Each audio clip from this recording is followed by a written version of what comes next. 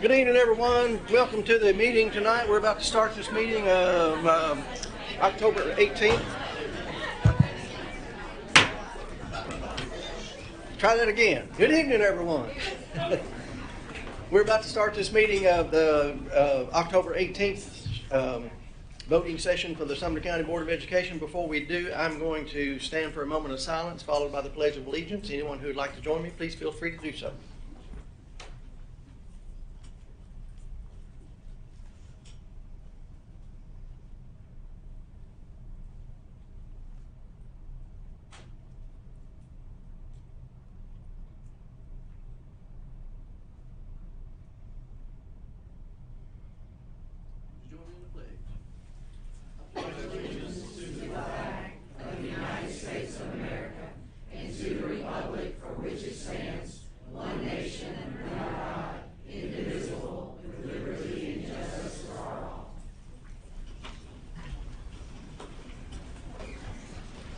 I'd like to welcome everyone here tonight. Before we get started, I want to just run over a couple of, boy, my microphone is loud tonight. I guess you can hear me. I can hear me all over the place. Just want to run over a little bit of housekeeping. For those of you who know and have been here before, we do have policies in place. And if you didn't know, I'll let you know we have policies in place that does not allow outbursts from the audience. And we're just going to ask everybody to be respectful of the process, and we're going to move forward. And if you have something you'd like to say, and we got several here, you just sign up and you get 5 minutes to speak on an agenda item. And just ask you to be respectful of the others that are speaking. And I guess kind of act like we ask our kids to ask to be in the classroom. So with that being said, first item on the agenda, there's something flashing on my screen here. There it goes, it went away. Roll call, Mr. Johnson, you have the roll. Yes, sir. I do want to say for Ted Wise, Ted called me and said he was not going to be able to be here. He's out of town and didn't make it back in time. He apologizes for that. He says he takes this job very important to him and takes it very seriously, but he just couldn't get back in time for tonight, so he wanted me to let y'all know that. First item on the agenda is adoption of the regular agenda. Is there a motion? Motion by Mr. Chairman, I would like to make a motion to amend the agenda. I would like to make a motion to amend the agenda and add an item to the agenda. Yeah, I'll second. Since we were discussing a challenged book, I want to add another book, a different book to the agenda for discussion and a vote for immediate removal. The book I'm referring to, according to Sumner County Library Database, is in 3 of our school libraries: Gallatin High School, Hendersonville High School, and Liberty Creek High School, and is in violation of School Board Policy 4.40012 and Tennessee Code 39-17-911 regarding the unlawful distribution of obscene materials to minors.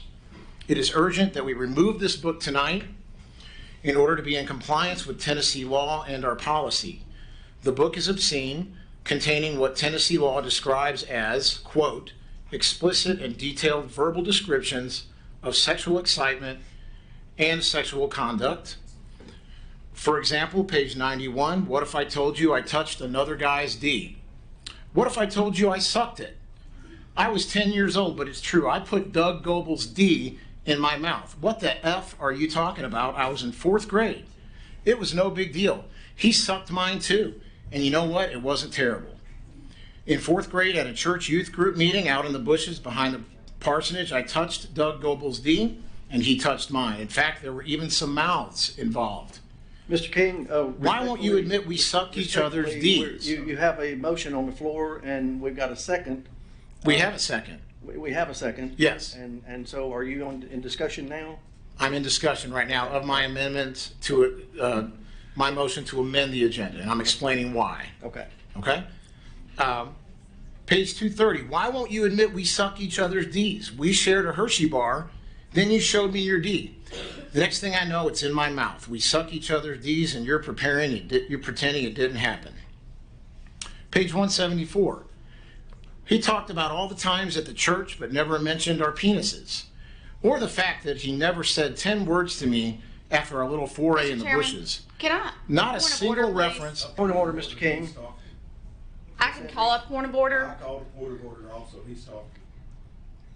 My- Ms. Andrews has floor right now. Point of My order, Ms. question Andrews. in, Have the floor.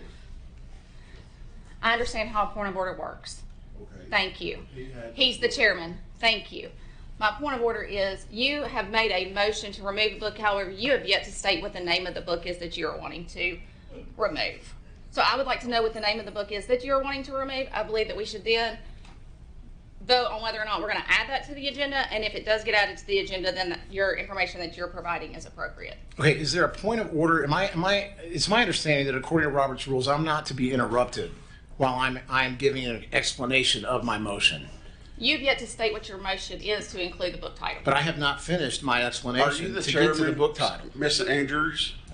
Mr. Lacy, let's work through this. We're just trying to work through this. I think you just, I mean, obviously. you Excuse have- me, Mr. Chairman, point of order. The Director of Schools does not have permission to speak unless he has permission from the chair. He is not a member of this body, and he's an employee of the school board, and he must get permission from the chair to speak and not interrupt. This is school board talk business. We are doing the people's business. He is not a member, so I implore you to get this meeting back under control. I get the meeting back under control. I do think that Mr. Phillips may have something. That we may need to hear, and so with that, Mr. Phillip. Well, it's still my motion, and you can't, that's point of order. You have to allow me to finish my, there's a motion on the floor that has been seconded. I have a right to speak according to Robert's rules without interruption, and so I would appreciate if you would let me finish my motion, explaining my motion. Let's do it that way. Let's just finish what you're doing and move on. Okay. This is the last one. This one says he talked about it all the times at church, but never mentioned our penises, or the fact that he never said 10 words to me after our little foray in the bushes, not a single reference to holding or tugging or sucking D's. All I could think about while he was chatting me up over the rim of his cappuccino was his little salamander between my 4th grade fingers, rapidly engorging with blood. Please note that this last passage that I read is the character is a grown man fantasizing about his sexual encounter that he had when he was 10 years old with another 10-year-old boy. Now, who normalizes sex between 10-year-old boys? Pedophiles. These passages are from a book called Lawn Boy by Jonathan Evanson, and it is in 3 of our high schools, according to the library database. In fact, it was checked out and due back last week at Gallatin High School. This is an urgent matter that must be dealt with immediately tonight. Otherwise, we are in violation of Tennessee law, which states that such violation is a Class A misdemeanor with 11 months in jail for an individual violation and a $50,000 fine for corporation violations. If not decided tonight, it is possible that someone could file a lawsuit tomorrow. So my motion is that I move to amend the agenda to add a discussion and vote on the immediate removal of Lawn Boy, and to conduct an investigation into how this material was selected, acquired, purchased with full transparency. Thank you. Motion has been made, and a second. I second. We've got you down to second. And the motion has been made to add this to the agenda. Is any other discussion on it? Ms. Andrews? Well, I You turn your light off. Thank you. While I respect Mr. King bringing this forward to the board, on our agenda tonight is how we review materials and so forth. Part of that states that anybody in the community can do that. I feel like if this is what we're here for tonight, and this is a book that's going to be challenged, that it should have the due diligence to go through the complaint process, just as so the book that we're going to vote on tonight, and allow that to go through that. So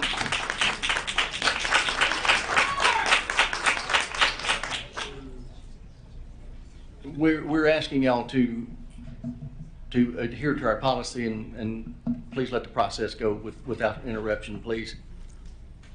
Any other discussion? How would a book like this end up in our classrooms or in the library? It's absurd. Would this even be allowed in a pornographic store? Let's, I mean, let's, it'd be considered let's get it on the pedophilia? agenda, Mr. Lacy, before we move any further. The motion is to put it on the agenda. For no other, did you have some further discussion? Yes, On the agenda? just for clarification, Board Director for District 4, are you asking to defer this item? I'm asking for it to go through the process. I don't think that it's something that needs to be on our agenda this evening, because it's not being given its due diligence and gone through the proper review process that we have laid Okay. before us. Well, the motion is to add it to the agenda for a vote. I second. I understand Okay. that, but I'm saying without it first going through the review process and letting those that have selected that book and understand their student populations and giving the opportunity to explain why it may be there and going through the process to evaluate whether or not it is on its appropriateness, I don't think that it's appropriate for us to put it on our agenda tonight and vote on something that has not gone through the review process that we have as part of our policy and procedures of our school board. Mr. King, that's just part So of the the discussion. vote, any vote to defer this is a vote to keep obscene materials, to give access to students obscene materials. A vote to defer is to keep us from being in compliance with Tennessee law. And as I said, someone could file charges tomorrow and someone could bring a lawsuit tomorrow. And so a vote to defer is a vote to keep obscene materials and to give access, to continue giving access of obscene materials to our students. But I think we're a little bit, we need to vote on whether or not we're adding the agenda item. Yes, sir. That's what we're trying to get to. Okay. So, everybody ready to vote? Mr. Lancaster. If y'all would turn your lights off so Mr. Lancaster can speak. So the question, so you're basically wanting to bypass everything and jump straight to banning right now, this book? That's the motion? I just want to make sure I understand the motion. The motion is to add to the agenda discussion and vote for immediate removal and to conduct an investigation as to how this material got into the school, was selected, purchased, acquired with full transparency. I'm fine with, I understand the concern on the book. From what you read, it sounds like it likely needs to be removed. I do think we could go through a process where how many libraries is it in currently? 3? It's in 3. Okay. Can we still go by the same process where we not just automatically jump to banning a book? I'm not, again, saying that I will or will not, but we haven't even looked at the book. I've only read your excerpts. I've read. Got it right here. I mean, we still have to have a process by which we go through to ban a material. Well, in the last study session, we were told by Dr. Phillips and Mr. Langford that a book that violates Tennessee law regarding the unlawful distribution of obscene materials to minors would not require any process whatsoever, that we could actually just go ahead and have a vote to remove it. And we can go back and check the minutes, but those are the exact words of our director and chief academic officer.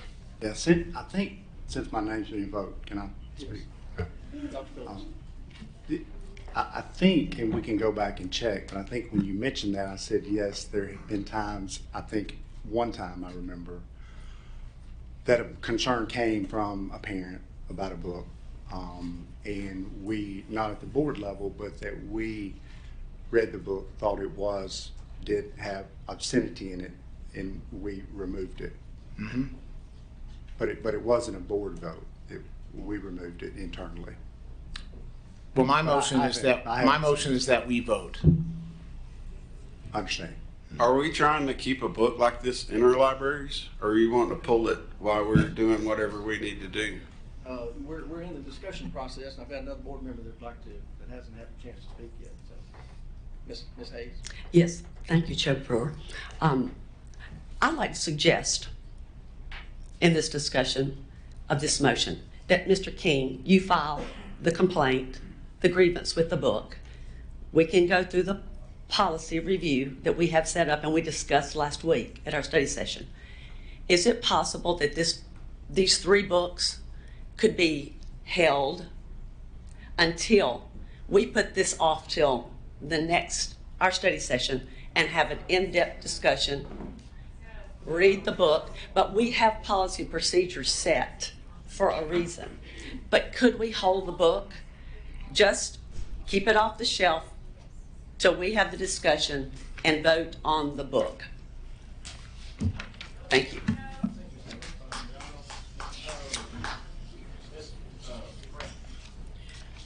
As I said last week, I do not believe in banning any books. How? Does Mr. Brown know which book we're talking about at the moment? It doesn't matter what book we're talking You didn't hear what Ms. Cooper said. My big thing is... Point of order, Mr. Chairman, point of order. We need to make sure that we don't have outbursts like that. We got a lot of emails from people that said that complained that there shouldn't be outbursts, and so I'd call point of order. Well, shouldn't Ms. Brown know which book we're talking about at the moment? Because that would make a big difference. Mine is something that covers it all.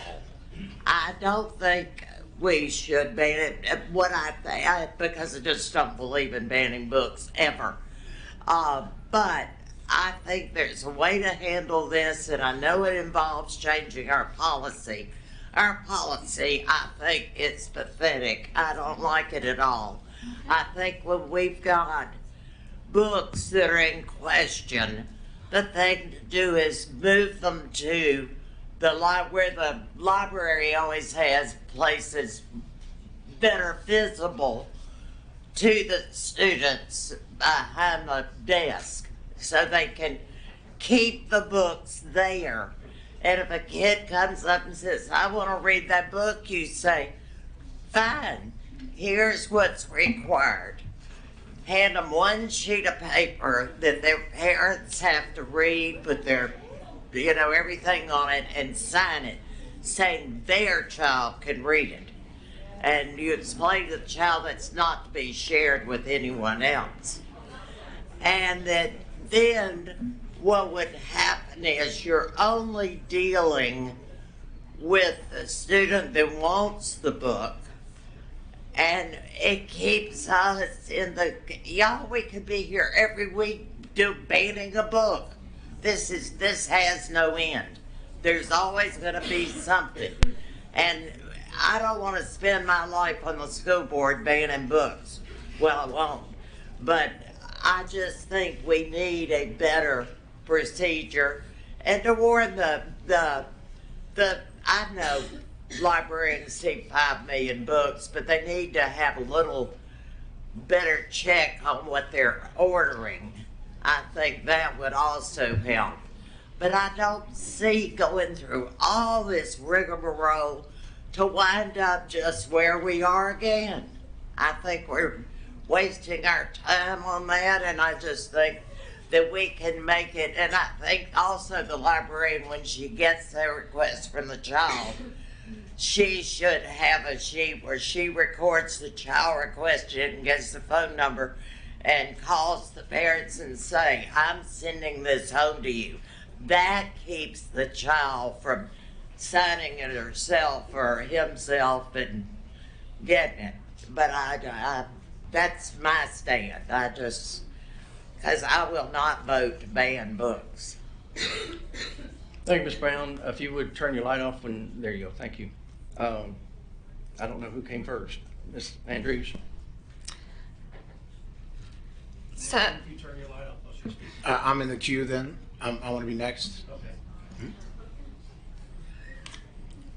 so just to circle back, we are currently discussing amending our agenda to add an item to discuss a book to bypass the policy and procedure that we have in place to immediately ban a title that the majority of us have only heard a snippet from. I will say that the snippet that I heard, for me personally, is concerning on that. However, we have to make a decision. We have to make a decision. And I think that we need to have a little bit of time to think about this. I will say that the snippet that I heard from me personally is concerning on that. However, we have to make a decision. And I think that we need to have a little bit of time to think about this. I will say that the snippet that I heard We have a policy and procedure in place, and I do not want to undermine our educated professional librarians. I do not want to set a precedent to say, you don't know what you're doing, it's going to always come straight to the board. We have a policy and procedure and appeal process in place. So no, when I vote against adding this to the agenda, it's not that I'm saying that I want that material into our school system. What I'm saying is I want us to follow the policy and procedures that this board has approved. Ms. Andrews, Mr. King? Yeah, so there is no policy and procedure regarding a book like this. This is in violation of Tennessee law regarding the unlawful distribution of obscene materials to minors. There is no policy. The challenge process is for challenging a library book in the library. We discussed this at the study session, that a book like this that is described like this that is in clear violation of Tennessee law can be immediately removed, bypassing the challenge process. That is the procedure. There is no challenge procedure. There is no reconsideration process that a book that violates this law has to go through. We can bypass that and take an immediate vote tonight. Thank you, Mr. King. Mr. Lacy? I encourage you to ask the people to be silent. I mean, this isn't a cheerleading contest. Thank you, Mr. Lacy. Once again, we're asking you to respect our process here. We're trying to ask you to not do what you're doing, please. And I find it extremely alarming that we're fighting to keep this book in the school. It's just amazing to me. What I have to look at, does it fit curriculum? Mr. Lacy, Is Mr. this Lacy, something all we're right, teaching in school? look, Mr. Lacy, turn your light off, please. Pardon me? It was on. You mean off? Yeah, turn it off, please. We have a motion on the floor to add a book. We need to go through the process here, folks. That's why the process is in place. We have a motion on the floor to add a book for consideration to the agenda. I'm going to call for this question right now to vote on that. Can I ask a question? Is anybody going to let Miss Brown know what book we're voting on and what's inappropriate about the book? Ms. Brown? Mr. Chairman, can you stop the comments in the crowd or ask them to leave? I can't. I've already done all We that I have can do. law enforcement here that can remove them if they don't want to be quiet. Well, we'll work on that later. Ms. Brown, I think Ms. Brown's a veteran board member and she can vote ever how she wants to. But Mr. King has brought up a book that he wants to put on the agenda to look at later on, and that's what we're voting on. Mr. Lancaster. I have a concern about the book, but I have a greater concern at the moment that this book is going to be allowed to stay based on the board that's currently here, not having read the book and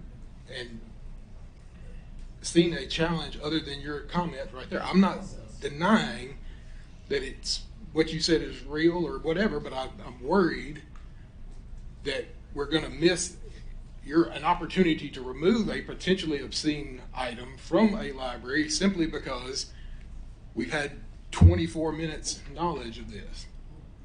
That is my concern. My only request is we've got it's in 3 libraries.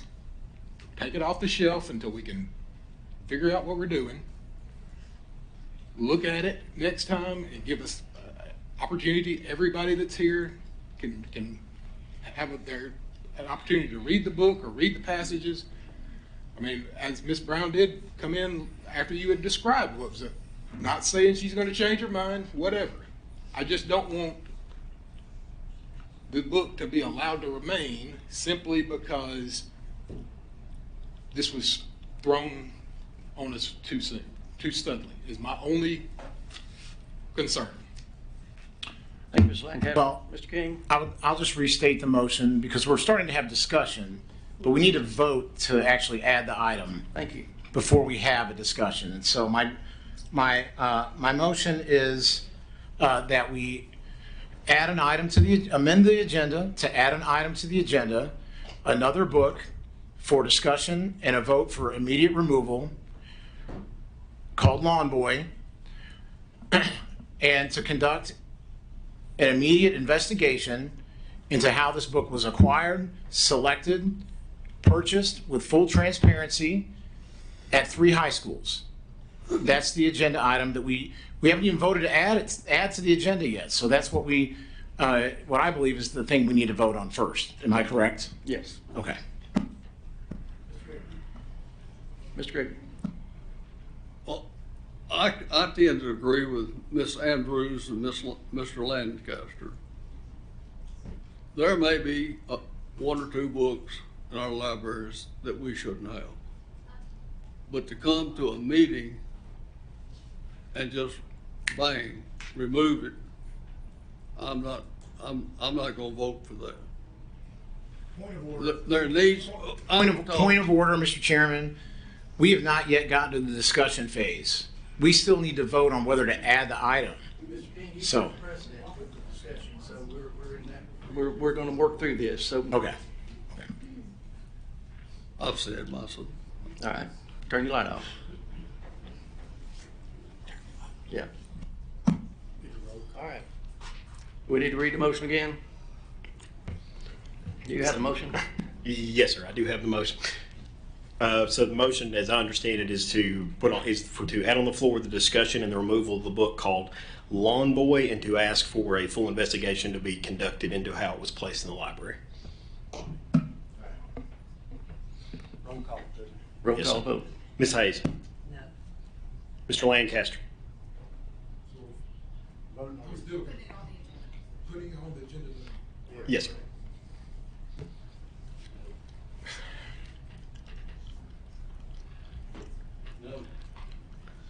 No, I want to have time to at least review the book. Ms. Andrews. Mr. King. Yes. Ms. Brown. Yes. Mr. Gregory. Yes. Mr. Lacy was a yes, and Chairman Brewer. 5 nays, 3 yeas. Motion fails. Motion fails. Back to the original motion to approve the amendment, the agenda as it's written. And we had a motion and a second. Any discussion on that? Seeing none, all in favor say aye. On what? The original agenda. On the original agenda, okay. Yes. All in favor say aye. Aye. All opposed? No. Got 1 no. Motion carries. Next item on the agenda is the adoption of consent agenda. Is there a motion? Can I ask a question about the consent agenda? We need a motion and a second to get it on the floor, please. I make a motion to ask a question about what we're doing with the active employee rates for insurance. We need a motion and a second to get it on the floor. I make a motion that I ask a question to review. We're asking for a motion to. Chairman, I move for approval. Thank you. All right, and we need a second. Second. All in favor say aye. Aye. All opposed? Then Mr. I didn't vote, but aye. Okay. Mr. Lacy. On our business agenda, there's something about a recommended active employee rates for 2023. Is this for our health insurance? And this is what we're raising the teachers' deductions. Is this monthly, yearly? It should be showing as monthly, right, Ms. Britton? Ms. Brown? And this is a process we do each year through our employee group. It's part of what we do in our budget cycle. You'll see that in the budget. And then this is always lagging because of open enrollment, which always happens at the end of October for January 1. Our plan year runs from January 1 to December 31. So we're raising basically people's insurance, if they have the family plan, by $360 a year. No, sir. That was this. I think this year the school board pays 80% of any increase. So that rate. So that would be the difference on the right column would be $30 a year. It would be monthly. We try to do it monthly, I think, right? Is that the way it's showing? Yeah. So that would be the a employee difference. would pay 20% of that. Okay. So that So would that be, would if be it was what? $30 difference a month, that would be times 12, right? $360 On 12, and then the employee would pay 20% of that. The school board would pay 80. of the difference. Yes, sir. Okay. Of the total. Yes, sir. All right, next item on the agenda is recognition and hearing of delegations. We got a boatload of them. Oh, yeah, okay. Yeah, I'm sorry, I missed that. Scroll down too far. Glasses on, glasses off. Some of y'all know what I'm talking about. Discussion and interaction regarding the minutes of the September 2022 regular meeting. Is there a motion? Motion to approve by Ms. Hayes. Is there a second? Second. Second by Ms. Andrews. All in favor say aye. Aye. All opposed? Seeing none, motion carries. Now, next item on the agenda is recognition and hearing of delegations. We will call your name, and as you come up, if you would, give your name and address for the record, and you'll have 5 minutes to speak on an agenda item. First one is Tracy Parker, I'm sorry.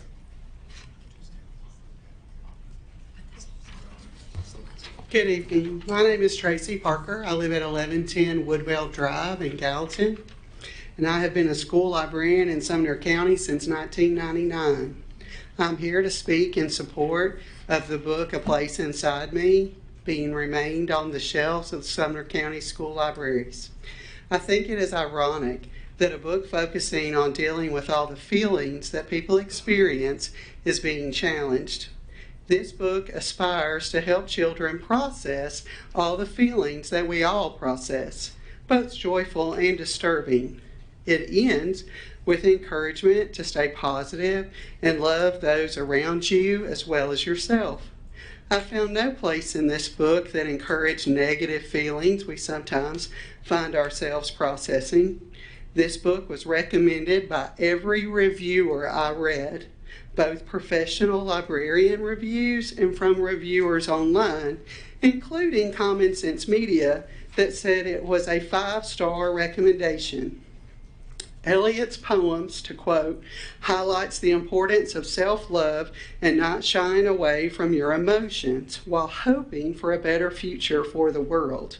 It, along with all of the other reviews, recommended it for ages 4 through 8. It was on the following list of recommended books. It was a 2021 Caldecott Honor Book. It was the Today Show Best Book for the Holidays. It was on the ALA Notable Book for All Ages, the ALSC Notable Children's Book, the National Council of Teachers of English Notable Poetry Book, the Evanston Public Library Top 100 Great Books for Kids, the Nerdy Award winner for the Single Poem Picture Book, and a Bank Street Best Books of the Year. As you have heard from several of my other fellow school librarians, it is our responsibility to have diverse books in our collections, to offer a variety of perspectives on a variety of topics. Books are both mirrors and windows to their readers. They help us recognize that our situation is not unique to us and that we too will be able to move forward from the situation or the feelings that we are currently mired in.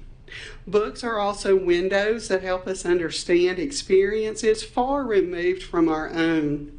I can never be a Vietnamese immigrant, but after reading Inside Out and Back Again and Butterfly Are Yellow by Tana Lay, who is one, I can now imagine how that experience might feel. I am not a Sudanese boy whose village has been attacked and now he is a refugee searching in vain for his family, and who eventually becomes one of the lost boys of the Sudan. But after reading Long Walk to Water by Linda Sue Park, I am able to imagine what that experience might be like. She also tells a story in that book of a girl who must walk miles every day to gather water for her family. Meeting this basic need prevents her from going to school. Myself nor my students may have any personal frame of reference for that experience, but we can now understand that not everyone's life experience is the same as ours. I recently read I Must Betray You by Ruta Sepetys, and I learned that what it is like to live under a dictator in Romania in the 1980s who attempted to control everything that the people of Romania experienced or thought. This again is something I have never experienced myself, but I have taught many Romanian students whose parents were immigrants, and it gave me a new appreciation about what may have caused their parents to come to the United States. In a place inside me, the boy has experienced things in his neighborhood that fortunately I have not experienced. But his experience is still true for him and so many others, and this book validates someone's feelings who has had similar experiences. George R.R. Martin has been quoted as saying, "A reader lives 1,000 lives before he dies. The man who never reads lives only one." Books give us this opportunity. The ability to empathize with others' experiences helps us to understand other people. It makes us more kind and less angry. We all could use more of that. We must prepare our children for the path. We cannot... Ms. Parker, your 5 minutes is up. If you take about 10 seconds and just... That's about what I have. Okay. Thank you. We cannot prepare the path for them. We cannot keep them in a bubble, no matter how much we may desire so. Parents should talk with their children about what they are reading. This is the prime opportunity to see how your children proceed or processed what they read, and for parents to add commentary from their beliefs and family values. Every parent has the right to direct their child in the way that they believe they should go, but they don't have the right to parent someone else's child. Please do not limit our children's access. Thank you, Ms. Parker. Elizabeth Clark.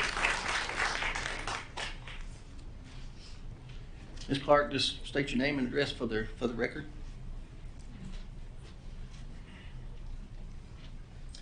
Thank you. My name is Elizabeth Clark. I live at 127 Saddle Drive in Hendersonville. I'm speaking to you tonight as a concerned parent, urging you to keep the book, A Place Inside of Me, on our library shelves. This book has received numerous distinctions, most of which were previously mentioned, as well as others that weren't listed. I fail to see how such a well-regarded book could be so problematic in Sumner County schools when it has been so widely celebrated elsewhere. The importance of this book lies in its honest depictions of the state of the world today, including a reference to the Black Lives Matter movement, as well as citizens experiencing protest. Both of these issues are real things that our children need to be exposed to and prepared for if they are to enter the world as educated young adults. Shielding children from issues that we may feel are hard to discuss or emotional is not educating them or treating them fairly. Allowing children the opportunity to select this book from their school's library, knowing it might bring up sensitive issues, is part of what the public school system is about. We are providing our children with exposure to new ideas in a safe and supported way. Before coming to Sumner County, I completed a master's degree in education at Shenandoah University. While I was training to teach in the Virginia public schools, I was taught that public schools reach children of all backgrounds with varied life experiences. Students of color in Sumner County deserve to see themselves represented in literature, and A Place Inside of Me is a valuable asset for this reason.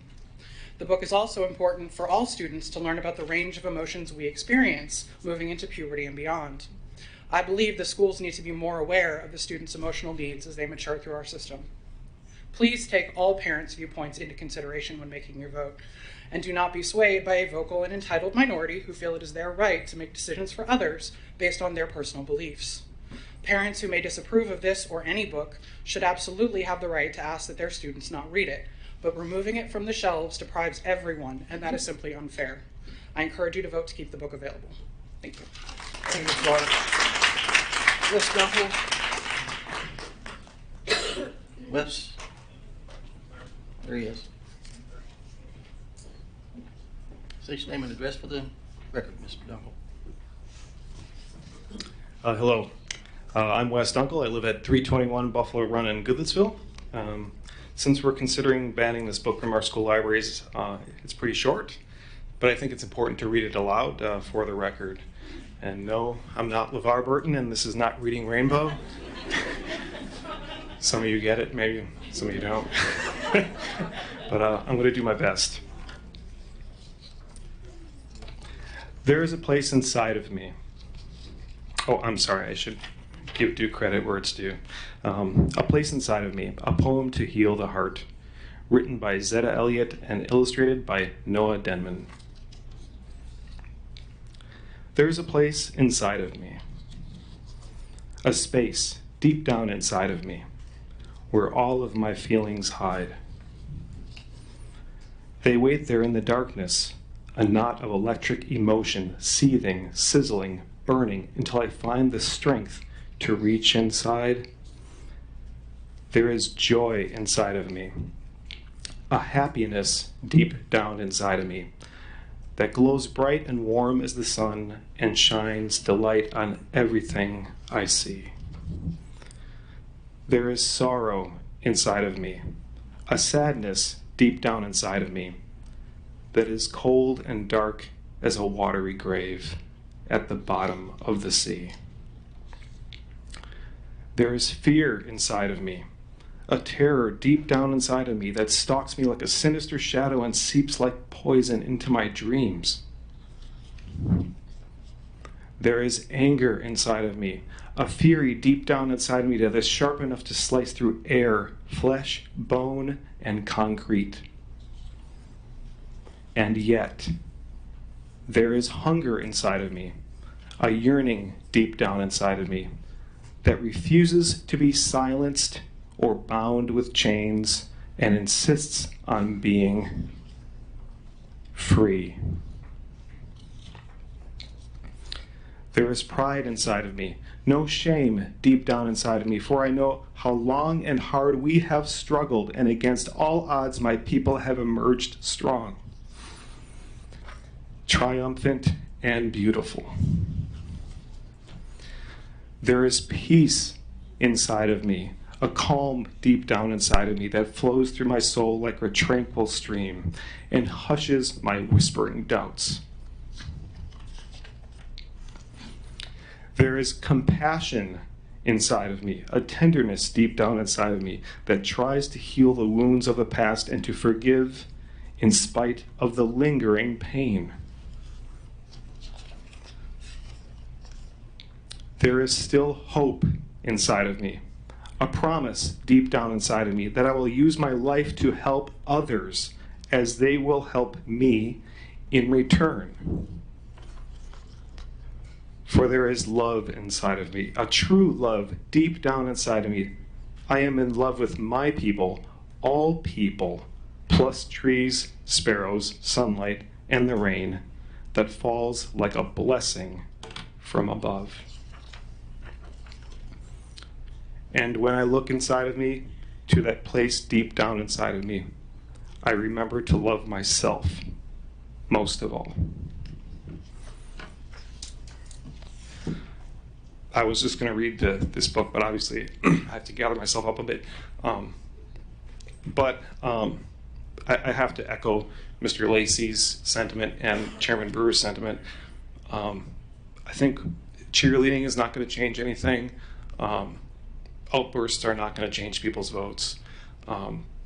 We need to just be respectful of each other and act like we would want our children to act and set a good example. So I just want to personally ask that we keep applause and outbursts at a minimum, eliminate those, please. So thank you.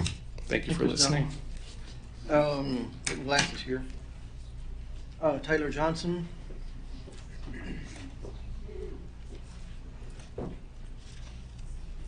We give you name and address for the record. Yes, I'm Taylor Johnson. I live at 111 Maureen Drive in Hendersonville. And I'm a Gallatin High School librarian, and I want to thank Dr. Becker for his support and encouragement for me to speak to you tonight. I'm going to be focusing on the legality of the motion that we are looking at tonight to remove this particular book from our schools. I believe that it would violate our local guidelines in the Sumner County Schools mission statement and beliefs. it would actually break Tennessee state law, HB 580, and it would also go against numerous state and Supreme Court rulings that have already come to pass. I handed to Mr. Johnson a copy of my slides. There's a lot of legal quotes and links to, if you want to look into the background of the cases that I will be referring to. But on the first slide, I have 9 different aspects of our mission and vision that are posted on our school websites, the Sumner Schools websites, that would be violated if we remove this book, 2 of which are, 1 being collaborative culture, in that we value the diversity and thinking of all those who are invested in education, but also the resource utilization that we espouse to achieve, where there is access and equity in the use of our materials. Going to the state level, it's been said we would violate House Bill 580 by keeping this book in our collection. However, I think it's quite the opposite. On slide 4, I have page 13 and 14 from the book in question, and I see no blame, no hate, no pride. You can see white, black, and brown faces in the protesting crowd, and there are 0 centimeters, millimeters of skin visible in the police that are represented there. So there's certainly no pointing fingers at any race in this book, and to espouse that Black Lives Matter in this is a known terrorist group. The SPLC, which is the Southern Poverty Law Center, does not include that group on their list of hate groups. And the FBI, which we talked to, the Knoxville branch, said specifically that due to First Amendment rights, they do not investigate groups themselves, but individuals. Okay, so they are not a known terrorist group. Okay, so at the federal level, we have decades of precedent where school boards their cases have gone to the Supreme Court. Starting in 1969, Tinker versus Des Moines said that students do not shed their constitutional rights at the schoolhouse gates. In 1982, in Island Treats Board of Education versus PICO, the court said that the right to receive ideas is necessary to exercise your own rights of speech and political freedoms, and that, quote, students too are beneficiaries of this principle. In addition to that, Island Trees Board of Education versus PICO says that the removal of a book must be based objectively to find that the material is educationally unsuitable rather than on an official subjective disagreement with or disapproval of the content. In 1989, Virgil versus School Board of Columbia County affirmed a school board's removal from the curriculum. However, they emphasized that the disputed materials were to remain in the school library, which, unlike course curriculum, was a repository for voluntary inquiry. There were several others, but I was going under the understanding that I had 3 minutes, so I cut those, but they are on the paper. I believe that just as I am a public servant, as a teacher and librarian, you too are public servants. And as such, you have to lead by following the law, okay? By the vision and mission of this organization that you serve. Thank you. Thank you, Ms. Johnson. Letitia Johnson? Ms. Johnson, if you give your name and address for the record, please. My name's Letitia Johnson. I reside at 213 Catone Drive in Hendersonville, Tennessee. I'm coming to you as a parent of 2 African American children at Jack Anderson Elementary School. My son Langston is in 5th grade. My daughter Lindley is in 3rd grade. They are one of very few minorities in that building, and they have the right to check out a book with a child on it that looks just like them. And you all standing here as elected officials represent not only the 80% of the white students in this county, but also the 20 that represent other races. And I ask that you vote on behalf of my 2 kids who deserve to pick up a book that represents them. Representation matters on all fronts. On all fronts. And I come to you as an educator. I'm a special education teacher and coordinator in this county, and I have enjoyed being here and working with the families that I serve. But I also have to come to you as a parent begging you to remember that there are little kids who come to school every day not seeing people that look like them. And they deserve the right to go to a library and be in a world to feel comfortable and experience the life that they live. That's all. Thank you. Thank you, Ms. Johnson. Holly Cruz.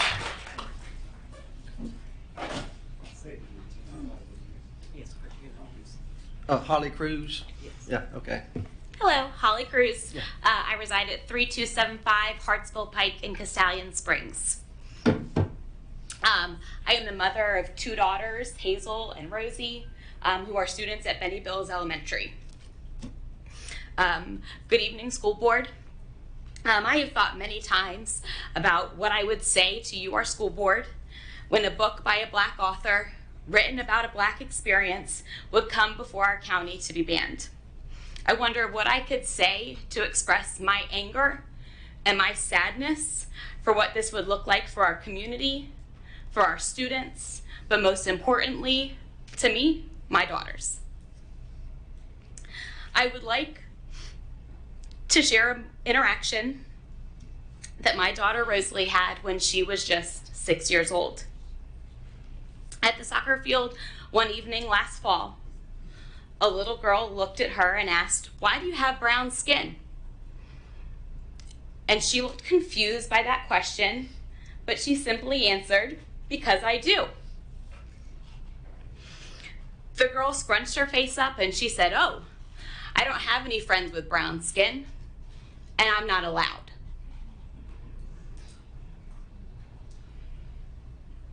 My 6-year-old daughter's face dropped and her eyes filled with tears.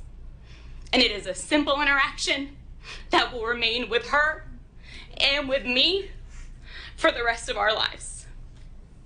Because she was judged simply by the color of her skin.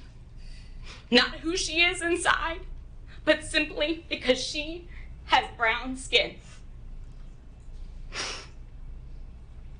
You see, ignoring the beauty of diversity, it creates hate.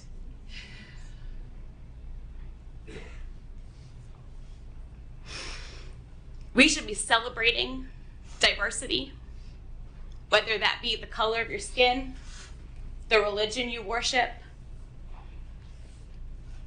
the language you speak, what your family looks like, and who you love.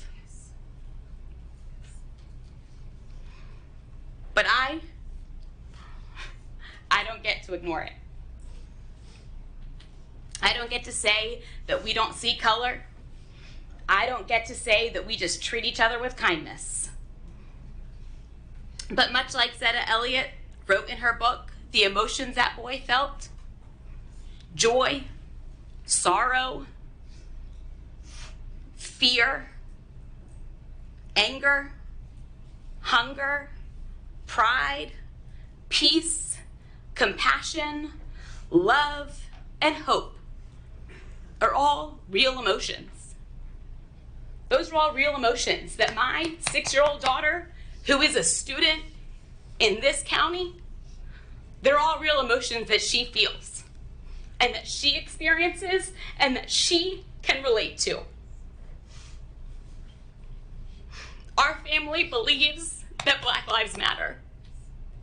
And I don't wear this shirt to belong to a part of a terrorist organization. I do it to show my daughters that they matter. I wear it to show my husband that his life matters. I wear it for my friends and for my family and members of my community that they matter. The boy pictured in this book doesn't have a Black Lives Matter sticker on his skateboard because he belongs to a terrorist organization. It's for his life, for my daughter's lives, for their lives. I ask that you please vote to keep this book on the shelves in our county. Thank you for being here. Thank you to the teachers and the educators that are here, voting to do the right thing, speaking to do the right thing, please. Thank you. Thank you, Ms. Cruz. Jesse McKinney.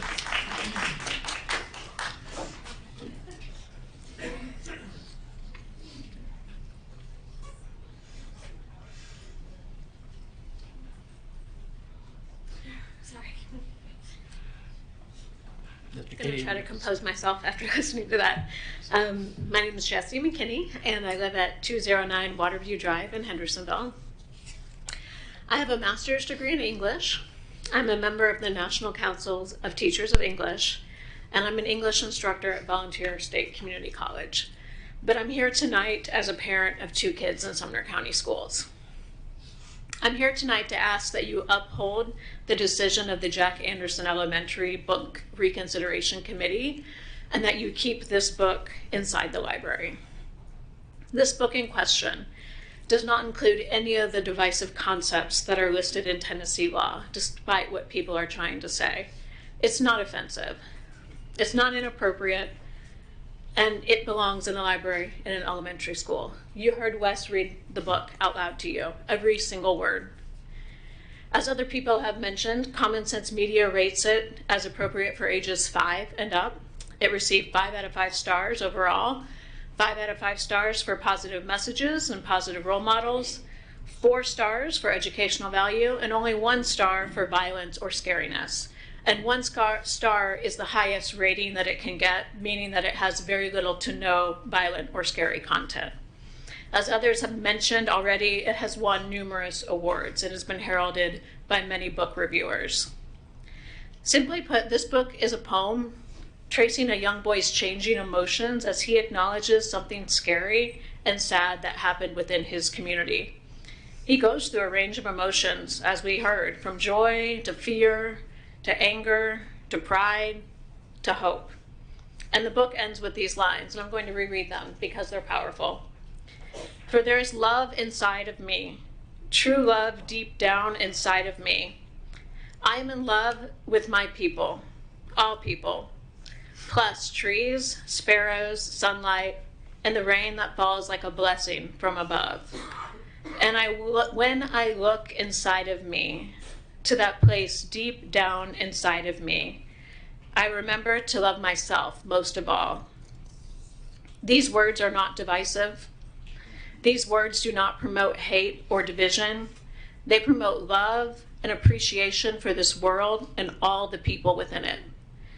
When evaluating the message or a theme of a book, we must always look at the text in its entirety and ask not what the book is simply about, but instead, what is this book communicating to its readers? What message is it imparting? In this case, the message is one of love and acceptance. This book and this message, it belongs in our elementary schools, and I ask that you please keep it there. Thank you, Ms. McKinney. Carla Moran.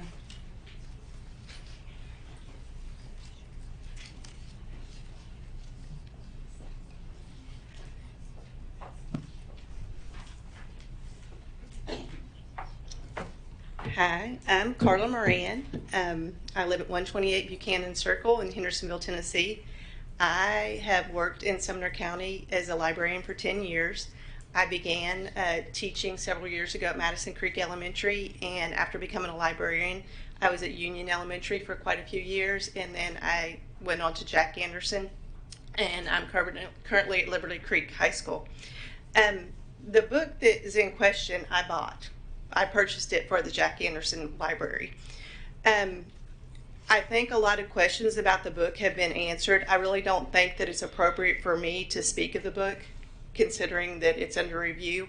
I appreciate that system, and I don't want to muddy it in any way.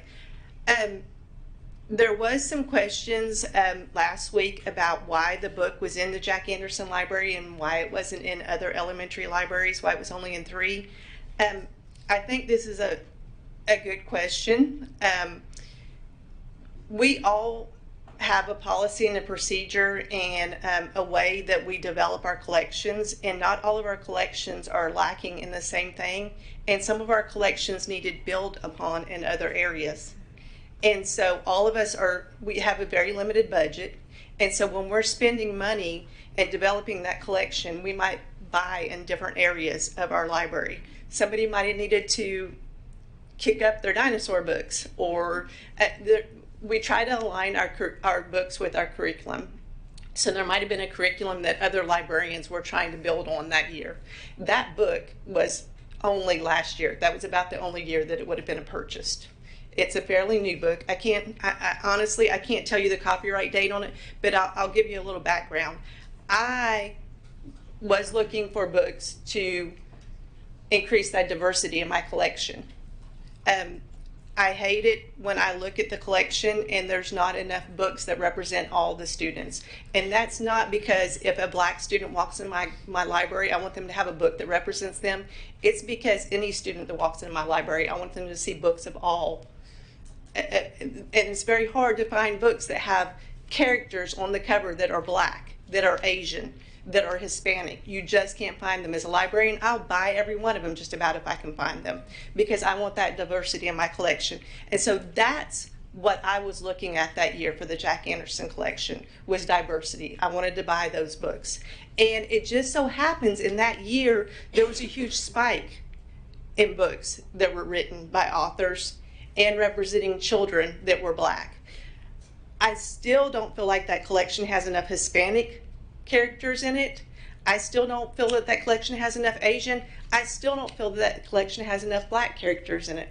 But I can't do anything about that as a librarian. Unfortunately, I don't write well. If you can write those characters, that's great. If there was a Harry Potter series out there that had characters in it that were more diverse, I would buy it. If there was a Junie B. Jones collection out there, I would buy them. Those books are horribly popular. Somebody write them and we will buy them. But that is why, in my estimation, that the book was maybe in the Jack Anderson collection and not in other elementary library collections. I appreciate the board reviewing that book. I like the reconsideration. I like the chance for a book to go through that. Again, it's not my point to say whether or not the book should stay or should go at this point. I think that it's gone to a higher level than me. And so y'all can decide on that. And that's another thing, is it does not upset me at all which way the decision goes. I'm glad to have somebody else review it. And I've had plenty of parents come to me and ask me to look at a book. I'm always more than willing to look at them. This is not the first book challenge we've dealt with. I have quite a few parents that come to me every year asking about a book. I'm very open to discussing that book with them. Probably the most passionate discussion I've had with a parent over a book was the 5 Little Monkeys Trick or Treat. It is 5 little monkeys. They go out trick or treating. They're with their babysitter, their nanny.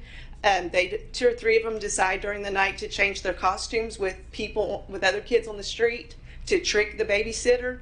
They all go out trick or treating. At the end of the night, all 5 little monkeys come back, but they've had a really wild night. Okay, this parent was very passionate about this book. Her words to me were, any librarian that has this book on their shelf should be fired. Books inspire a lot of passion in people. That's it. So you have to consider what is censorship and what is inappropriate. Thank you, Ms. Moran. Jennifer, I hope I pronounced your name correctly. If I don't, please forgive me. Haibor? I did good. All right.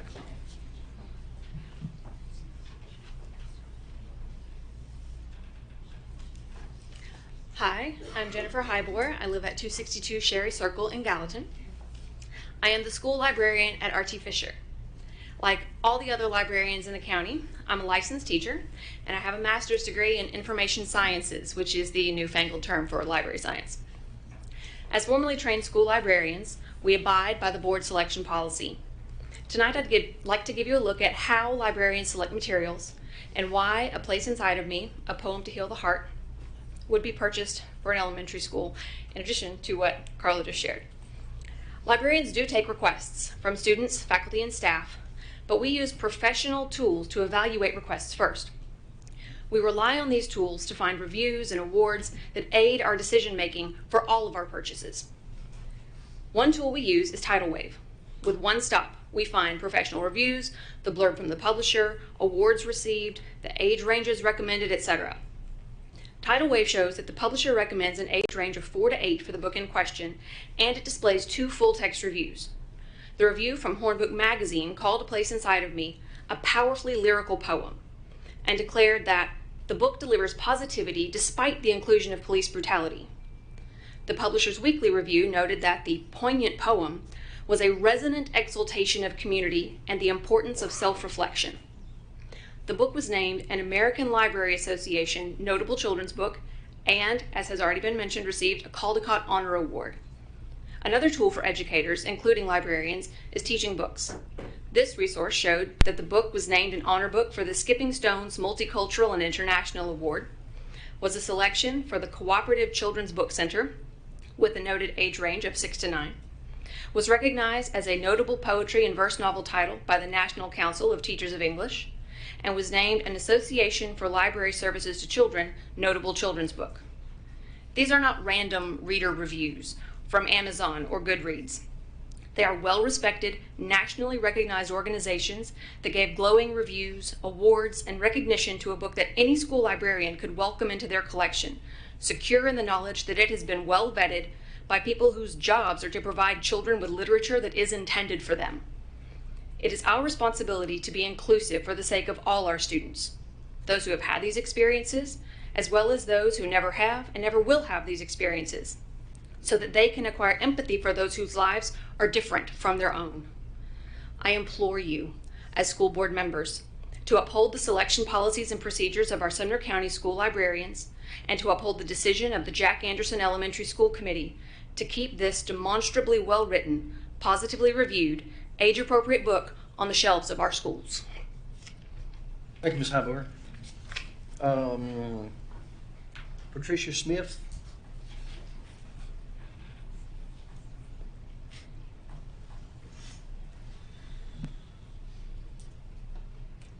My name is Patricia Smith. I live at 112 England Place in Hendersonville. Good evening.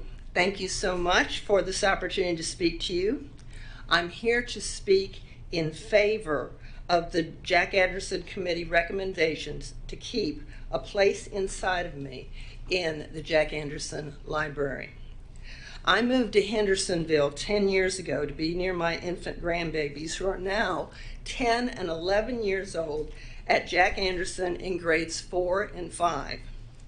I retired after working over 33 years as an elementary teacher and principal from the coal fields of southern West Virginia, where I earned a couple of master's degrees in special education and educational administration. I gotta tell you, I'm very favorably impressed with my grandkids' education and the opportunities they have in Sumner County. I've worked with them, and I've also volunteer tutored many other kids in your schools and enjoyed it all. Please accept my gratitude for your very thorough policies and procedures that address the needs of our students.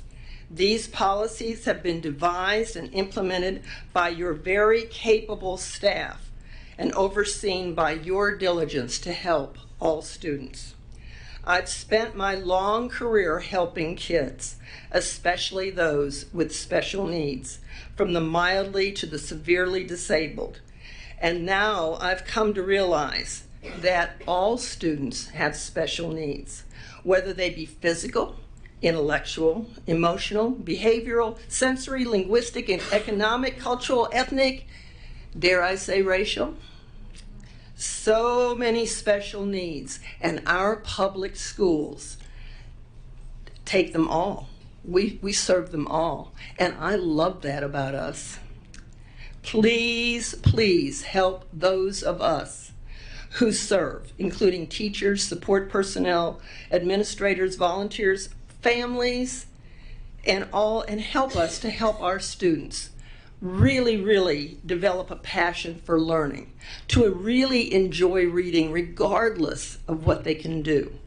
Please vote to uphold the Jack Anderson Review Committee's decision to keep this award-winning book in their library. Thank you.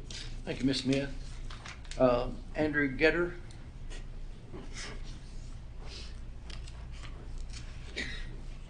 Hi, I'm Andrew Getter from 102 Natchez Drive in Hendersonville, and I'd like to speak in favor of keeping the book.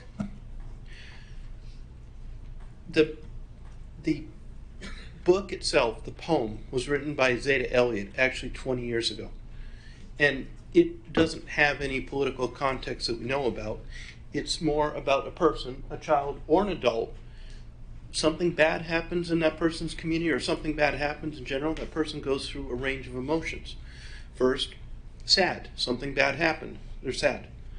Then they're afraid because that thing could happen to them. Then they're angry. What can I do about it? Then the person's like, no, anger, that's not where I want to stay. I want to move out of that. Has a hunger to be free. Moves out of that. And then kind of gets to a place of peace and hope and then love. And notice, this was mentioned before, but she says, love my community, my people, and love everyone, and love the world, love the trees, and all. To me, this book is, if we even want to put it in a political context, this is how we want people to go through a political context. This is, I have to thank the people who challenged this book, because otherwise I wouldn't have known about it. Sometimes, honestly, sometimes the very best books are the ones that get challenged. And I absolutely love this book. I've read it multiple times. Anyway, I just think it's a beautiful story, and I think it actually takes people where they want it to go. And with that, I'm going to end that. I just want to also say congratulations to the school board and to Dr. Del Phillips for an amazing year, for getting 24 reward schools. Anyway, thank you. Thank you, Mr. Getter. Julia Garrett, I believe it is. Is that correct?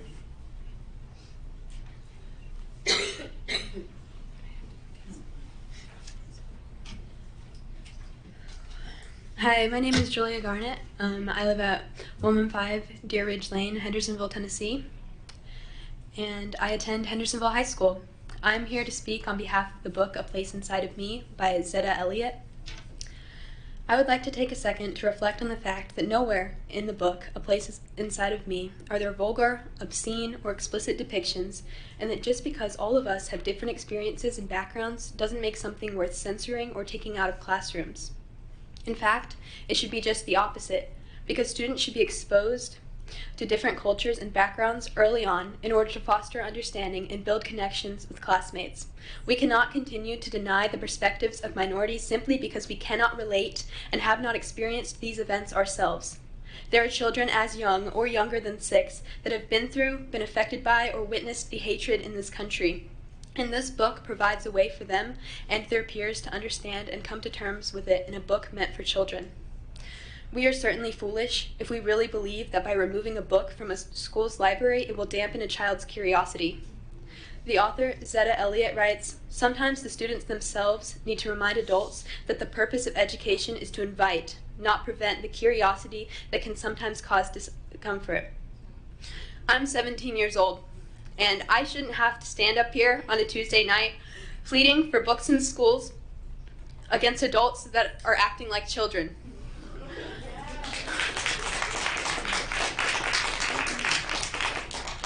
I fear that soon it will be extremely difficult for marginalized communities in all levels of education to access books with diverse and inclusive themes and values. It starts with this book, but I ask you, what's next? It's very difficult to grow up in a world without representation. As a queer woman, I definitely understand what it's like to grow up in a school or community that doesn't always provide access to differing narratives from minorities. I know what it's like to be curious. I know what it's like to have to seek information out for myself. Honestly, this lack of exposure was more harmful to me than helpful. and it created a lot of confusion later in life. Often in schools, it feels like we learn from a single perspective that limits the other perspectives of colored, disabled, queer, and disempowered people. The actual complaint reads, "There is nothing good about this book." However, this book portrays love, hope, unity, and forgiveness. These themes are quite the opposite of the, quote, book that promotes racism, anger, and division. This leads me to ask exactly what is wrong with this book. Is it the fact that it sheds light on people of color and the struggles that they have faced living in America? Is it the fact that it discusses modern events that elementary-age children have already been exposed to through TV, news, or elsewhere? Is it the fact that the book mentions the Black Lives Matter movement, a movement that gives hope and spreads love to a minority within our country and is certainly not a known terrorist organization as the complaint filer refers to it? With that said, I ask you to reflect on how exactly a book about unity, kindness, acceptance, and personal growth is in any way bad or promoting division. If we have reached a point in society where the mere mention of conflict or difference in schools is viewed as political, we have much bigger problems in this community than a children's book in a library. In the end, it comes down to your decision. A decision that will ultimately pave the way for future book banning decisions. A decision that will decide if children will have the ability to view the many perspectives of the world, and a decision that will affect the future generations that grow up in Sumner County. This is not a decision to ever be taken lightly, and I beg of you to show that an argument founded on white supremacy that attacks a book empowering different cultures will not be listened to or accepted in this community or our schools. Thank you for your time. Thank you, Ms. Spears. Hillary Lounder.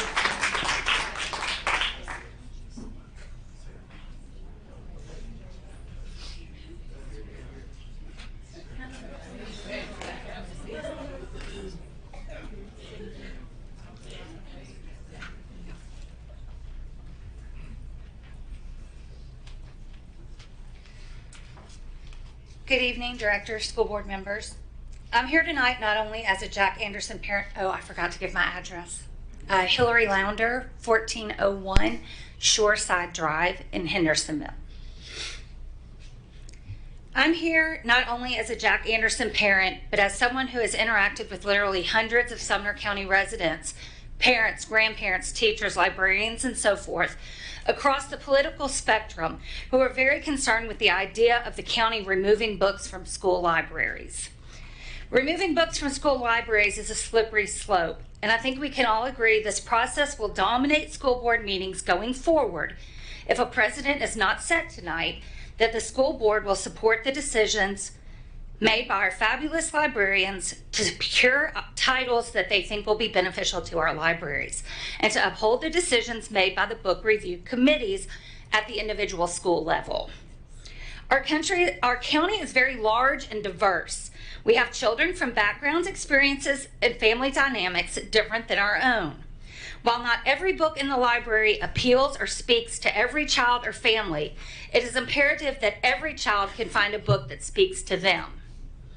Parents who feel they would like to have a say in the decision of what books their children check out at the library have easy access to the library database. Yes, this will take effort on the part of that parent to see what they would like their child to check out, and what titles they would not like their children to see. But this then keeps the book from being denied to all the other children that use that same library. Never in history has the banning or removing of books been viewed positively.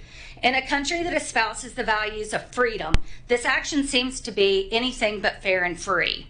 Our children, our librarians and educators, and our county as a whole deserve your vote to keep this book in circulation. I will end with a couple quotes from the author, Zetta Elliott. She's obviously been interviewed quite a bit lately concerning this book. She says, "It helps that a place inside of me is covered in quote-unquote book bling. Debut illustrator Noah Demon won the prestigious Caldecott Honor Award, and we received several other honors for our depiction of a black boy's emotional response to a police shooting in his community. Shiny stickers aren't exactly armor, but they make it fairly easy for me to dismiss elected officials' opinions that my book is quote unquote garbage. She continues, we authors can and do defend our books, but protecting freedom of expression isn't the responsibility of any individual or members of a particular profession. Communities have to embody the values they wish to pass on to their children. Sometimes the students themselves need to remind adults that the purpose of education is to invite, not prevent, the curiosity that can sometimes cause discomfort. She then concludes, children are not immune to social movements. Historically, they have been on the forefront of the struggle for civil rights, integrating public schools and lunch counters, and today they register first-time voters, organize marches against gun violence and climate change. Since adults have failed to act, shouldn't the books they read in school reflect this reality? Thank you for your time this evening. Thank you, Ms. Lounder. Kennedy Crenshaw.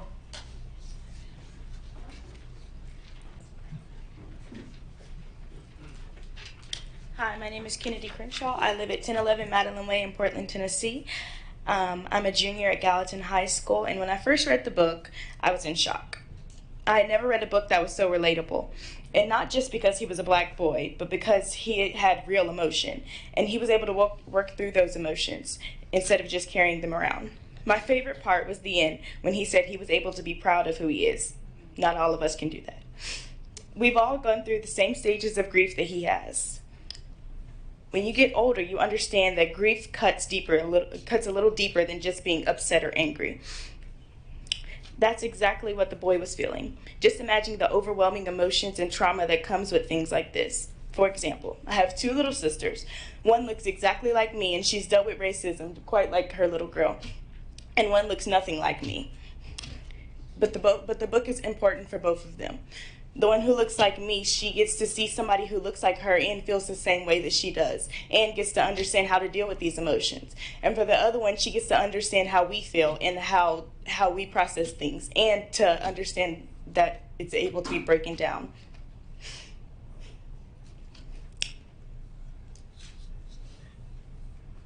Have you ever felt like your efforts towards a good cause wasn't enough to make a difference? For the boy, the experience of protest and even death wasn't enough to yield change, but in the end, he heard that the answer was inside of him. We could all learn from reading the book, A Place Inside of Me. It's not just a book, it's a poem, and it's lives. We've all lived lives like this. And it's important that we keep it on shelves so that more, not only young kids, but old kids, because I had never heard of it before either, can learn how to deal with trauma and emotion and different things like this, because we all go through it. Thank you, and please keep the book on the shelves. Thank you, Ms. Crenshaw. Denise Shepard.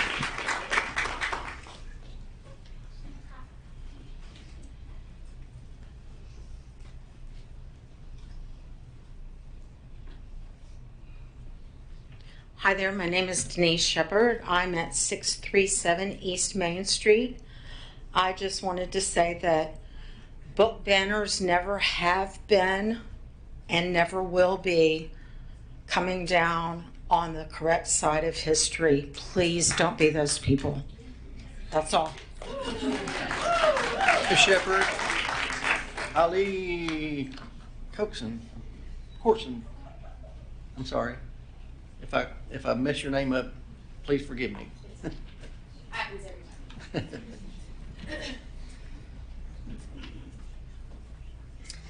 I'm Allie Corson. My address is 1236 Bothwell Place, Gallatin, Tennessee. I love that Kennedy just spoke. I don't think that I can phrase it better than she did when she said that the young boy works through his emotions rather than just carrying them around. I've been an English teacher for 17 years. I've taught everything from pre-K up through being an adjunct professor at Ball State. I've had 4 kids go through Sumner County schools. The youngest is a senior this year. I now work predominantly with students who struggle to manage their emotions and their responses to their often unimaginably difficult experiences. I work at RT. In order to help students there, get to the point where they can be successful in a standard classroom and school, one of the key skills that we teach our students at RT is how to handle difficult situations and the emotions that come from those difficult situations. This book, A Place Inside of Me, A Poem to Heal the Heart, gives them the tools to do that. It gives names to emotions that a lot of students and even grown-ups don't have a vocabulary for. It's an example of how to talk about and heal from traumatic events. A far greater number than you might know of our Sumner County students are struggling to recover from trauma. This book gives a vocabulary to those emotions to help them recover.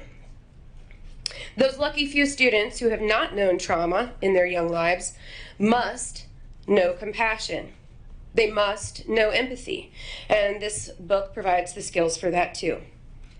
The complainant said that her child never knew people hated other people, but of all the emotions and feelings mentioned in this book, hatred is not one of them. This book does not contain the word hate, despise, dislike, or any synonym thereof. This book contains more of the positive than negative emotions, and it gives concrete examples of how to cope with all of them.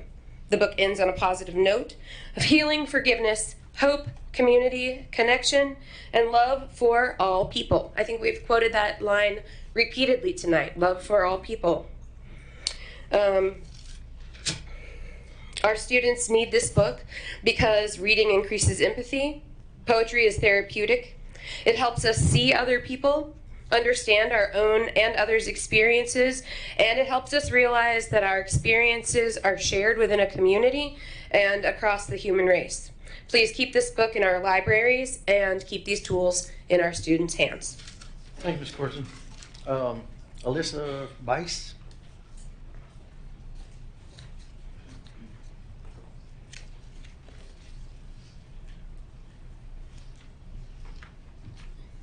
Hello everyone, my name is Alyssa Bice and my address is 228 Sunset Boulevard, and I'm a junior at Gallatin High School. And please bear with me as I have a hearing impairment which affects my speech and volume. A Place Inside of Me. A Place Inside of Me is a book about helping kids deal with trauma. That's the true message. There are lots of kids struggling with all kinds of difficulties and traumatic events in life, and this book can help them too. The book doesn't say it's just for a certain race or age or gender. Throughout the book, a number of races, as well as people with disabilities, are illustrated. And the crowd of protesters has people of different races, proving this book isn't racist nor dividing, rather it is diverse and unifying. It was said this book pushes anger as well, a normal emotion children may feel. Are you going to ban this book for teaching children that it's okay to feel angry about bad things that can happen? This book may be a mirror to a child's world and what they're dealing with, or a window to what they're seeing happening in the world, which could be violence, racism, abuse, or other things. Once again, it may help children navigate what they have experienced or gone through, or understand what others may or have gone through and empathize. I checked out the bell jar a few weeks ago, but checked it back in the next day because I felt it was too depressing for me. I went online to see what others thought about the book. Some said it was depressing, but others said that it was comforting. Those who said it was comforting also felt it let them know that they weren't alone in what they were dealing with. Bottom line, whether the book discusses racism, violence, depression, and other topics, we deserve accessibility to these books as we get to make the choice whether or not we want to read them. People of color have been persecuted for being different, and this book celebrates those differences, which is healing. In doing this, it doesn't disregard or place one race above another. The fact that the slogan, Black Lives Matter, came into existence proves there's a very real problem in America, racism, and we can't just ignore that. It's there and we need to talk about it, and one way is through books. As a parent, you may control what your own child can read, but you don't have the right to control what may be available to other children. You say racism, hate, division, and I say diversity, peace, and unity. So I ask you to vote against banning this powerful book so that every child gets the opportunity to see themselves within a story. Thank you. Thank you, Ms. Bice. Megan Brainig.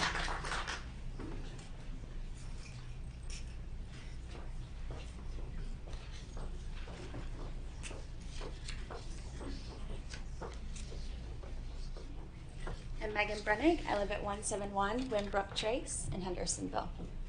Thank you guys for the opportunity to speak today. History never looks back fondly on those who ban books. Over and over again, we see that it is ignorance, fear, and hate that initiates book banning. I'm asking the school board to rise above and to be on the side of protecting our children's rights to access books. Books are portals to new worlds, to different experiences in a vital way to expand our own narrow horizons. We already know this won't be the only book challenge, and we already see a trend happening with these book challenges. We're challenging in this county books whose main characters are Black. It is well documented that the majority of books have white male lead characters, and one of the best ways for children to learn empathy is to hear stories about people who have different experiences than they do. School board members, I'm asking you to vote to protect our children's access to books that expand their minds, that expand their empathy, and that expand their experiences, and not to limit the books in our libraries to just one view or one perspective.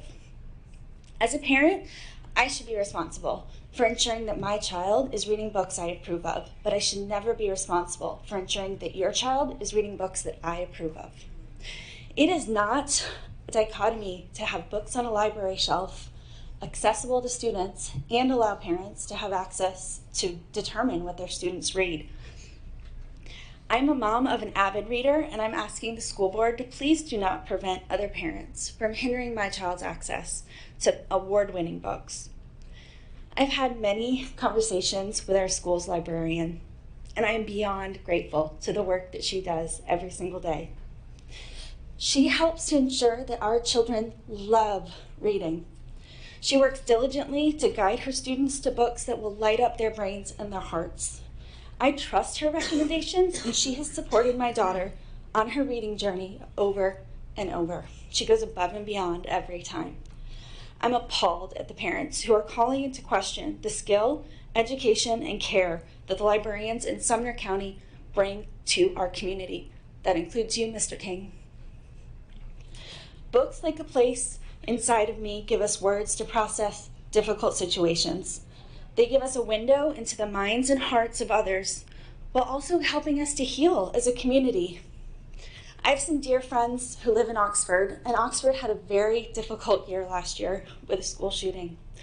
Books like this helped their students to process what had happened, to deal with the trauma, and because they had access to books like A Place Inside of Me, they were able to move forward and to get back into learning. The SOS group that is fighting against this book, and others, represent an ignorant yet overly vocal minority in our community, led by a woman who does not even have children. Don't let their crying wolf make a fool of all of us. Please stand on the side of children, parents, and our community by voting to deny this appeal and allow A Place Inside of Me to remain in the library. To end, I need to quote the ever-epic Lin-Manuel Miranda, "History has its eyes on you." Thank you, Mr. President. Brittany Hayes. Chairman Brewer, can we just remind the audience to hold applause? Thank you. Yes, would you please, so that we can hear the names that's coming up next. Thank you. Hello, my name is Brittany Hayes, and I live at 2325 Nashville Pike in Gallatin. I am here tonight to express my support for the decision made by the review committee at Jack Anderson Elementary to keep A Place Inside of Me by Zetta Elliott on library shelves. The Caldecott Award-winning book is appropriate for children in elementary school. As stated by others, it has been rated for children ages 5 and older. It brings to light feelings that all children have, and is a wonderful representation for children that look like me. I have 2 children at Jack Anderson, Langston, my 1st grader, and Aubrey, my 3rd grader. We have read A Place Inside of Me together multiple times. We were able to talk about how what is going on in our community and in our country affects their emotions. The themes discussed in A Place Inside of Me opened up a discussion that should be had with every child. A review from Common Sense Media is quoted in saying, Elliott's poem highlights the importance of self-love and not shying away from your emotions while hoping for a better future for the world. I also think it's important that we do not restrict the access in our school libraries. We do not want to restrict another student's right to read what they can relate to or empathize with just because a parent doesn't like the book. I do understand that some parents in our county and community may choose not to talk to their children about certain topics, but that should not dictate what other children have access to. One parent should not be entitled to dictate what's appropriate for my child and every single child in this county. I hope our school board leaders and representatives will vote to protect the rights to read for all students, no matter their political bias. Let us stand against efforts to erase often marginalized voices and protect our students' freedom to read books that reflect them in our schools. It is vitally important that books like this be available to young readers because they can bring validation, hope, and hope to the students that read them or may be facing similar situations in their lives. Our libraries should carry a variety of books to cater to our ever-diversifying student population. When we have a variety of books available in our school libraries, it gives all kids the opportunity to read and learn their interests in or something new. Remember, as the author Stephen King said, banning books and suppression of reading materials are really about family values and almost always about control. Thank you. Thank you, Ms. Hayes. Josh Graham.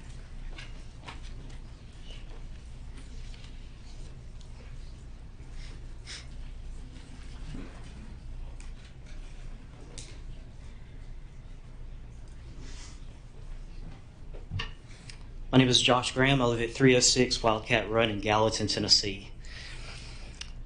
I am absolutely thrilled to see this room full. And I know that several of us will have different opinions on this book and many other books and many other policies going forward. But I would implore all of you to fill this chamber every meeting just like you do tonight. This book is not what's important. Education is what's important. Public education is what's important. And your say in public education is what's important. For several years, nobody's shown up to these meetings. For several years, there's not been any discussion by these members. So if it takes this book being on this agenda to start a spark, I'm all for it. Now, my opinion on the book. I'm not an expert in education. I'm not a teacher. I'm not a librarian. I don't have a degree in information services and all the things. But I do remember being 4 to 8 years old. And when I was between 4 and 8 years old, I tried to hatch a chocolate egg into a chocolate bunny. That was my social and emotional level. And so I think the discussion needs to be what is and what is not age appropriate. The poem in this book is quite melodic. It's really well written. And as a 42-year-old man, I like to reflect on that kind of thing. But as a 6-year-old child, just roaming through a library and picking out a book that has neat pictures, I don't know. But I like the discussion, and I like the fact that their feet are going to be held to the fire on this book, and hopefully Lawn Boy and a slew of other materials. So keep coming out. Keep coming out. Even if we disagree, maybe one day we'll agree on some things. This is not against teachers. This is not against librarians. This is public education. These are public dollars being spent. You are the public. You have the right to come speak out against a book, speak in favor for a book. And I wholeheartedly disagree that not one book should be banned. I guarantee you, if we had the Karma Sutra in the library, Mrs. Brown, most people would not want those images. So you do have a due diligence. And if you do have to speak about it every meeting, well, that's what you signed up to do. That's what you all signed up to do. The days of 15-minute meetings are over. Thank you. Thank you, Mr. Graham. Joanna Daniels.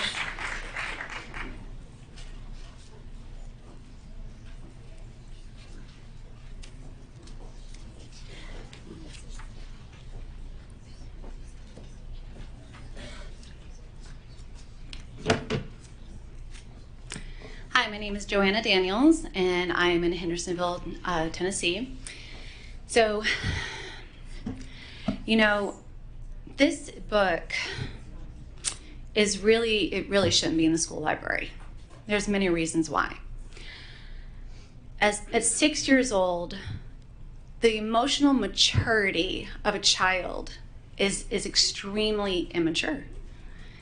And if you want to take this book and put it into the public library, fine, absolutely, because then a parent will be there to supervise if this child takes this book out.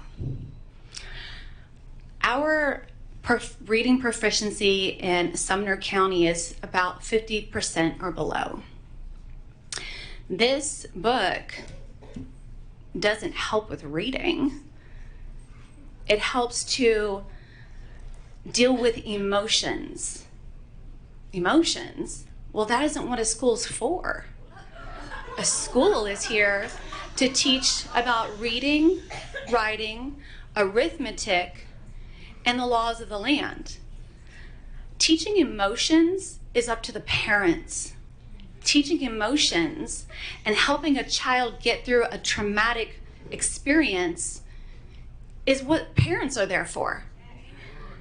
How is it that the school has taken on this responsibility? Why is it now that we want teachers to not only teach our children, but now to parent them and to help them get through traumatic experiences? A teacher is not someone who is trained for this. They're not counselors, they're not social workers. And this book is something that is traumatic. And you know, most of the people that are speaking here tonight are past the age of 6. So they can take their emotions and they can regulate them. They can rationalize. They can look at these pictures or look at this book and go, oh, okay, I understand what fear is. I know what anger is. Okay, great. But at 6 years old, I thought my strawberry shortcake's hair would grow back, so I cut it. That's really, really, at 6 years old, I mean, many people want to be many different things. So this book, you know, in reading it and looking at the pictures, which, by the way, most kids look at pictures more than anything at 6 years old. And it brings up emotion that a school library shouldn't be doing. Now, there are kids that go through trauma, and you know, and I can't relate to what a boy goes through. I can't relate to what another white girl goes through. I can't relate to what someone of color goes through. And a book in a school library, it's not appropriate for that. Put it in the public library. And then let that parent go home. But the school library is for arithmetic, writing, you know, and arithmetic, writing, and you know, it's not for helping kids deal with emotions. So the thing is that this book, it has an award. Well, Caitlyn Jenner got an award too, and I'm a woman, and she got Woman of the Year. So sometimes I look at awards and I'm like, okay, so what? We really have to be about what is the school library for, and this book does not belong in the school library. Put it in the public library. Fine. Thank you so much. Thank you, Ms. Daniels. Ms. Sarah Squires.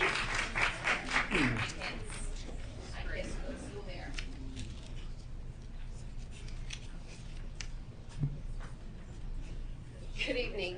My name is Sarah Squires. I live at 134 Chesapeake Harbor in Hendersonville. I'm the parent of a Sumner County Schools 5th grader, and I actually am a co-administrator of a Sumner County Schools Facebook group with over 3,000 members. I believe as a parent you have the ability to choose the books that you deem appropriate for your kids, but you do not get to choose the books that are appropriate for mine. I fully support Jack Anderson's library staff and the protocols that have been put in place today for book reviews, and I ask that you uphold that committee's decision. We're unfortunately debating imaginary evils of a book and paying less attention to what very well may be a threat to the kids in our school systems. I'm going to change gears a little bit and talk about the Safe Schools budget amendment that you will consider later today. I would like to see the school board resubmit this budget amendment back to the Education Committee in its current form for approval, and I encourage everyone here to reach out to their commissioners and especially the members of the Education Committee to have them approve this funding. I won't even get into the details of the merits of whether or not they should even have the authority to evaluate this amendment, but I want to set the record straight on something. Following the Uvalde tragedy, the very conservative Tennessee State Legislature created the Safe Schools Act, which it allocates $20 million in federal funds, federal taxes that we've paid, to hopefully help decrease the likelihood of violent or disruptive behavior and to protect students and staff from harm when such behavior may occur. It is very prescriptive how our school systems can use this funding, and it has to include facility security and planning, school safety personnel, violence prevention, training and drills, and yes, behavioral health. I listened to the Sumner County Commission Education and Budget Committees as they speculated to the possible usage of these funds, and what I heard was absolutely maddening. A commissioner in the audience questioned if we had any metrics to evaluate the... I'm sorry to interrupt you. I'm a little bit confused. I'm not finding what you're talking about on the agenda. Aren't you guys going to talk about the Safe Schools amendment that's being sent back to you to be discussed? I don't see it on my agenda, no. Okay, I'll come back next week. Okay. Anyway. All right, thank you. Thank you, Ms. Squires. Jesse McCarnes.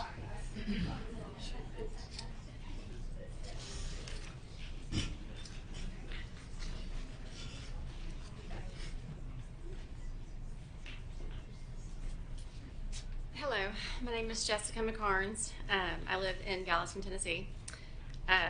Yes, I am the one that many of you have seen on multiple emails, actually all of you, throughout the last several weeks in my ongoing battle with Sumner County Schools, currently with the curriculum and soon to be a library book as well. I do live here with my husband and our 3 children. We have 2 that attend Liberty Creek Elementary, one that should be starting kindergarten next year.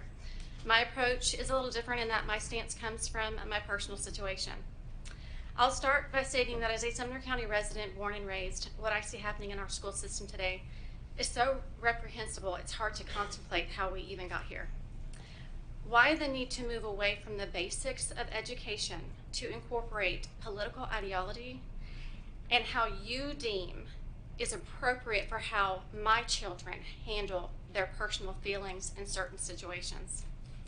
Aside from the legality issue, where is the morality and ethical principles of operating as a neutral environment where all children and all parents are given the same level of respect and accommodation? Why is it that a parent who wants their child to be exposed to violence, death, murder, critical race theory, sexual immorality, gender fluidity, the breakdown of the nuclear family, suicide ideation, cannibalism, I can go on, is given the advantage over those who don't want this introduced to their children? Why not remove these materials from the school and simply direct those parents to the limitless free resources outside of the school that they can access on their own with their child? I'm pretty sure I'm in the majority in that as parents, we do not expect or want the school to take over our parental rights in deciding what exposures they deem is appropriate for our children in a school environment. As adults, we are expected to set boundaries for the protection of our children until they are mentally, emotionally, and even spiritually mature enough to handle what they're being introduced to. To those of you who are justifying this and stating that we should be exposing this to the children because their friends may be experiencing it. I was 5 years old when my parents divorced. I was raised in a low-income home and was exposed to horrific circumstances as a child. I'm sure like many children, not once did I put conditions on any of my friends that they needed to not only have knowledge of what my family status looked like, but that they needed to somehow express their acceptance of this in order to be my friend That is ridiculous. It is shameful what Sumner County schools are allowing our children to be exposed to, and quite frankly, without many parents' knowledge. I ask that each of you please do the right thing and look out for every child and every parent in your district by seeking impartiality and honor the role you were elected to do. Even if one parent has made a request to have literature removed in a school environment, then that should be granted as the objective to meet the needs of every parent in this county. Thank you. Thank you, Mr. Carnes. Todd Alexander.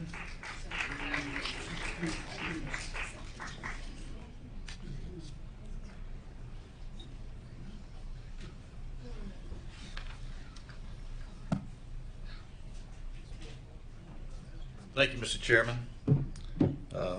Some of you may remember me. I was here September the 6th, the first meeting of this school year, and I opened in prayer, praying for you, and I've continued to do that, praying for wisdom. Would you? I had no idea for such a time as that. I'm sorry, Todd Alexander. Name and address. 217 Strange Circle. Strange name, no circle. Okay.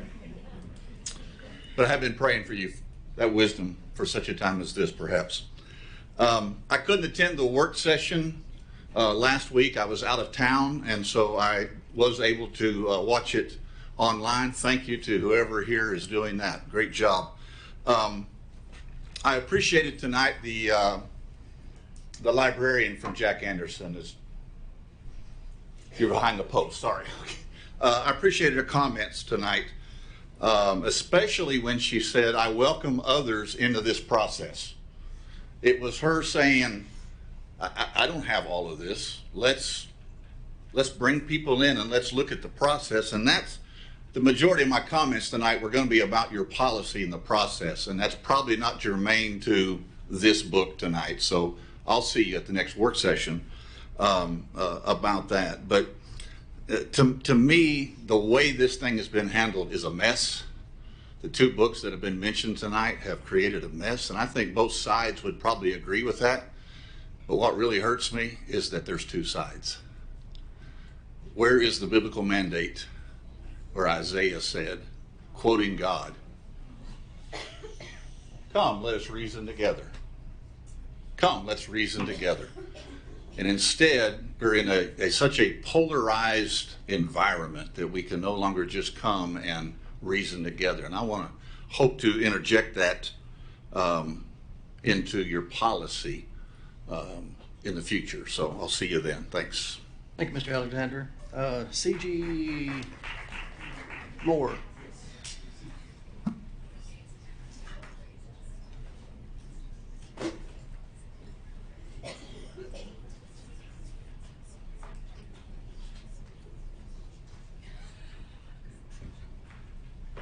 C.G. Moore, 1039 Aberley Circle in Hendersonville, Tennessee. I come here to speak not just as a parent of two Sumner County students, but also as a former student myself. I moved to Sumner County when I was 4 years old. I attended Beach Elementary School. We had a school of 1,000 kids. Less than 10% of us were minorities. And there was a loud vocal minority who made it very clear that we weren't welcome, that people who looked like me did not belong in Sumner County. And I remember going to the library when I was a kid attending Sumner County, and there were not books of people who looked like me. There were not experiences in those books that looked like what I was going through. And I remember the library being a refuge. Even though I couldn't find what I was looking for, it was a refuge for me. After I finished school here, I went on and continued my education, and 5 years ago had an opportunity to move back here and take a job in federal law enforcement. And I spoke to my family, my wife, when we were moving back, and I told her what a difficult decision it was for me to come back here. Had an amazing education, top-notch education, but I knew that same loud vocal minority that made it hard for me to live here as a child would continue in the same path that they were on while I was here. My daughter in elementary school, her first year at school here, she comes home bawling, crying, because someone tells her that as a little black girl, she can't be what she wants to be when she grows up. Another student in her class said that. She doesn't have the choice to wait until she's in high school to experience racism. She's going to experience it right away. I remember when my daughter came off the bus that day, I saw her crying. I saw her from the window, and I just hugged her on my front porch because I remember going through the same things that she's going through now. And I'm thankful for the librarians and the teachers at Sumner County who were there to console her while she was at school before she could get home to me. Teachers here do an amazing job. Librarians are doing an amazing job. You do care about the emotions of these students. You can't teach a student if you don't care about them, if you don't care about their emotions, and if you're not there to support them. So as a former student here and as a parent, I thank you from the bottom of my heart. And books like this make children like me be seen. And I thank you, and I ask you, all of you who serve up here, you don't just serve the 20% of the people who are loud and come screaming to all of these meetings. You serve me. You serve my children. And I demand you stand up for them. Thank you. Colin Zimmerman.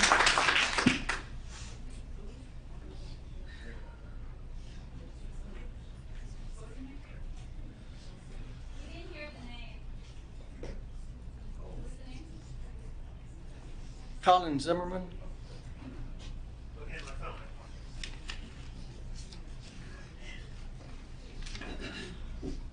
Thank you, everybody. Colin Zimmerman, 109 General Smith Place, Hendersonville, Tennessee.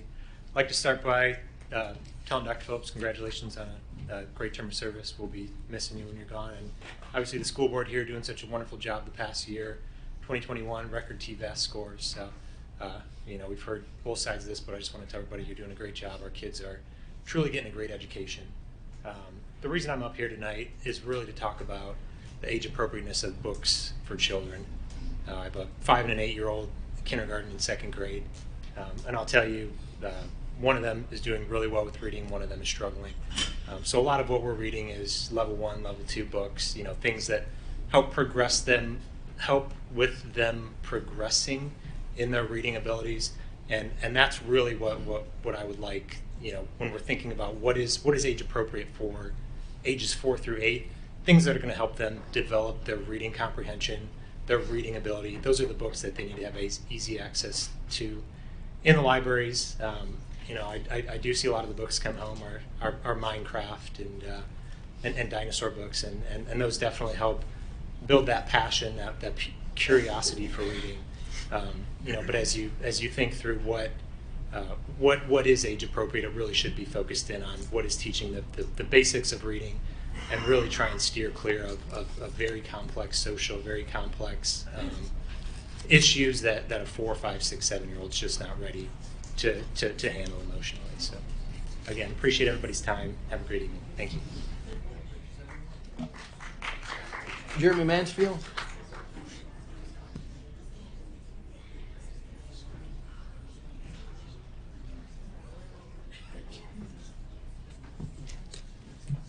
Thank you, Mr. Chairman. Jeremy Mansfield, 105 Copper Creek Drive, Goodlettsville, Tennessee. Come to you tonight a little bit different perspective as an expert in branding and design. It's my background, working with a lot of national brands, international brands.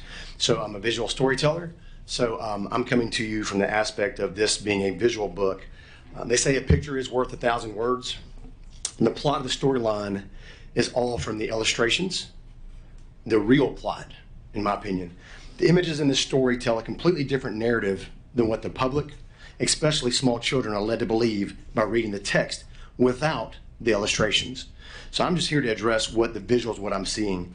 The implication that is a little disturbing to me from the illustrations in this book is that the story is about the murder of a black girl by black-hooded, jack-booted police who are racists, supported by an overt display of BLM propaganda. There are approximately 10 instances of BLM branding and its branding in a 30-page picture book for 4 to 6-year-olds. Additionally, there is prominent display of the communist Cuban flag, which is a BLM homage to an activist from the Black Liberation Army who murdered a cop, was convicted, and fled to Cuba for asylum, where BLM supports her and praises her for the slayings and supports Cuba for granting the asylum. And this is BLM. The Black Lives Matter organizations built an aggressive political movement on racially focused ideas. Ideas advocates such as the illustrator of A Place Inside of Me can use to groom, program, and indoctrinate a new generation of kids to justify violent societal actions as displayed in this picture book. And I'm not talking about the text, because there is a disassociation from the text and the actual illustration from the narrative. The root ideology, and that's what I want to get to, is the root ideology that drives the BLM movement, which is prominently displayed throughout this book, visually. BLM, BLM, BLM. This ideology believes that racism is present in every aspect of life, every relationship, and every interaction, and therefore has its advocates look for it everywhere. It is against free societies and wants to dismantle them and replace them with something its advocates control, which is totalitarian. This ideology behind BLM only treats race issues as socially constructed groups so that there are no individuals. It rejects all potential alternatives like colorblindness as forms of racism, making itself the only allowable game in town, which is totalitarian. BLM acts like anyone who disagrees with it must do so for racist and white supremacist reasons, even if those people are actually black, like Candace Owens, who did a documentary about the big lie and exposes BLM. BLM, the ideology cannot be satisfied, so it becomes an activist black hole that threatens to destroy everything it is introduced into. It believes science, reason, and evidence are white ways of knowing, and that storytelling and lived experience are black alternatives. This line of reasoning hurts everyone, especially black and white communities, to create division and divisiveness. It relies upon interest convergence, which is basically says white people only give black people opportunities and freedoms when it is also in their own interest, and therefore it doesn't trust any attempt to make racism better that doesn't originate with them. These are the ideologies that are prominently displayed subliminally, grooming children in a picture book. Americans should absolutely defend civil rights, and we should actively work to eliminate racism in the U.S. and anywhere it exists. Nobody in this room would disagree with that tonight. But these noble aims are not the stated intentions or actions of BLM's founders. Black Lives Matter as an organization was in fact a scam. It has no place within reach of our society's most vulnerable and impressionable members. I'm going to leave you with this. Jesus says, therefore, whoever humbles himself as this little child is the greatest in the kingdom of heaven. Whoever receives one little child like this in my name receives me.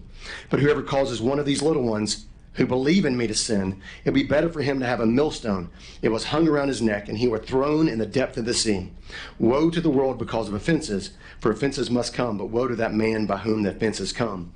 So, to me, this is not a discussion about narrative as far as the actual text of a book. It's about propaganda, it's about branding, and it's about age inappropriateness for small children in a school library, not a public library. Especially small children, 4 to 6, who can't read the text or have the comprehension. This is branding, this is propaganda. There are nations that have done this to train up generations of kids to divide them against each one another. It creates wars. So I'm just going to ask the school board to consider. Thank you, Ms. Mansfield. Charlena Allmiller.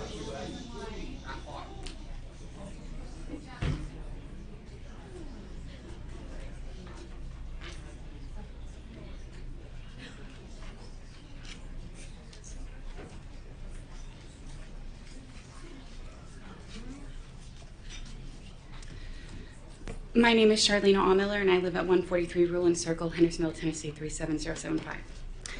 Thank you for taking comments today and getting the community's input on what is our community standard.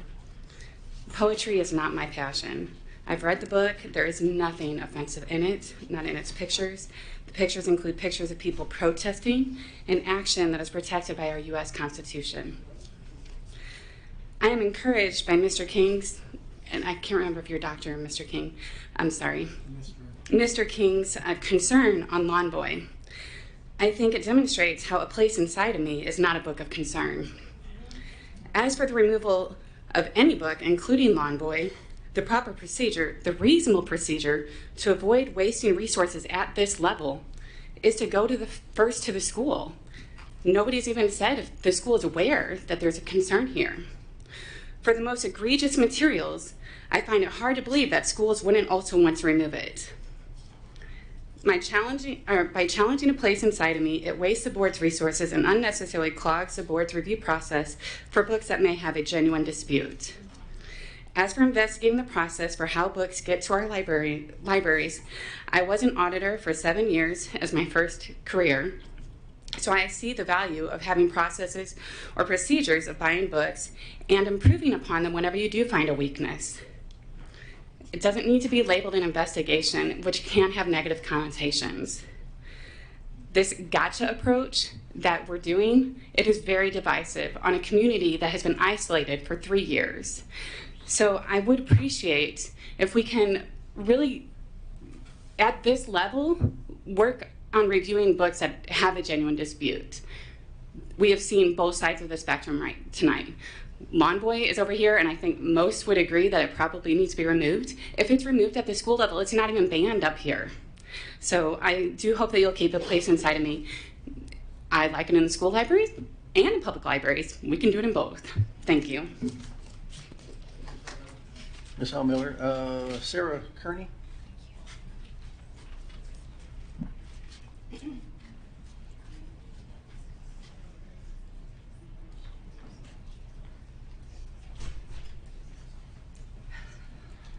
I'm Sarah Kearney. I live in Gallatin, Tennessee. Needless to say, I'm extremely upset and emotional about this entire thing. It saddens me deeply that so many people have taken my challenge. I am the mom. I'm the person that challenged this book. I don't, to stand up here and be, for all these people to stand up here and make this about me being racist is just absolutely absurd to me. Probably my number one reason for not liking this book is because I do not want my son to treat people differently because they have a different color skin, not because I am a racist.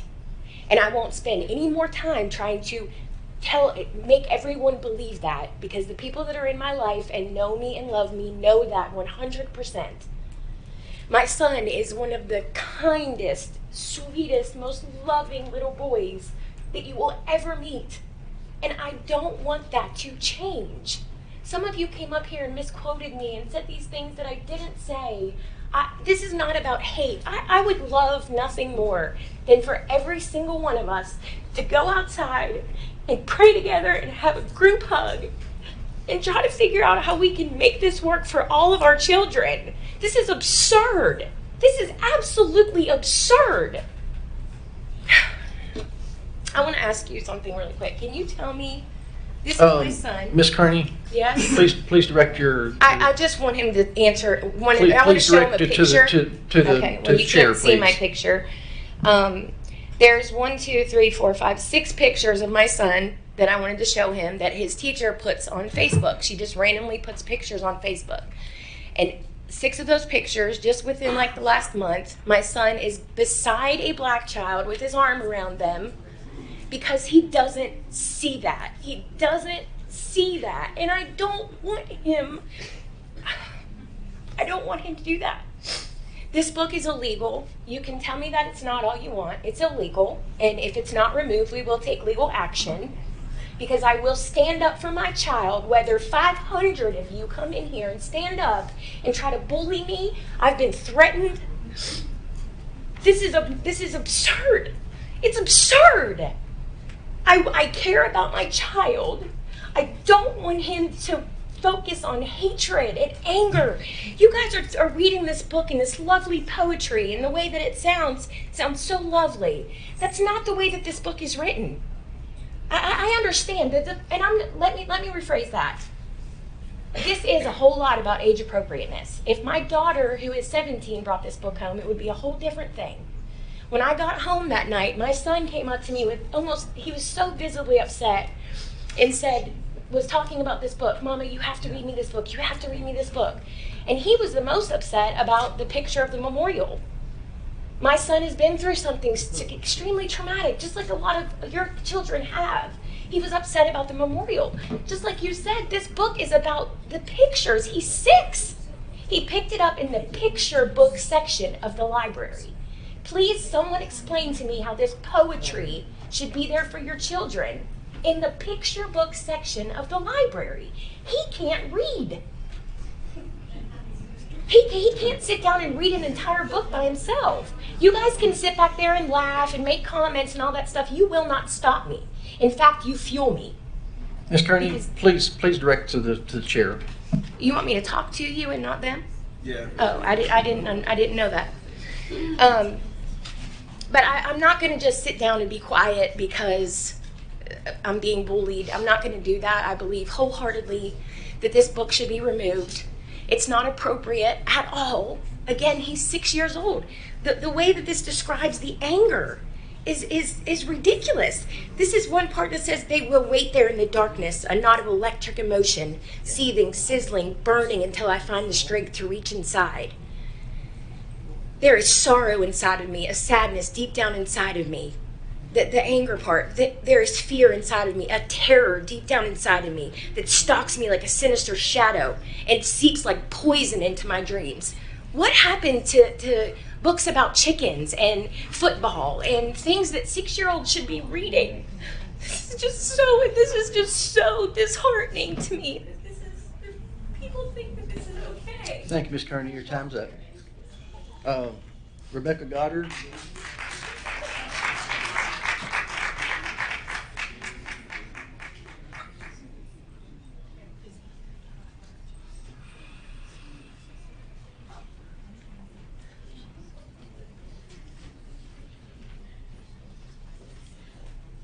I'm Rebecca Goddard, and my address is 2339 New Hope Road, Hendersonville. Books are some of the most powerful influences in our world forever. There's a place for every single book in our world. It's called the public flippin' library. Allowing parents to decide what sensitive materials and feeling books so that they can have the discussions with their children is the appropriate and correct thing to do here. It's not the school's job, the librarian's job, the janitor's job to emotionally focus on our children. It's your job to teach them and keep them safe. And considering the last few years of testing, y'all aren't doing a very good job. Do your jobs. The depictions in the book with police clubs and the anger that it causes, the character, are disturbing to children. There's 30,000 children in this school district. Do you think none of them have cops as parents? And their parents are being depicted as violent predators? What the hell is wrong with you?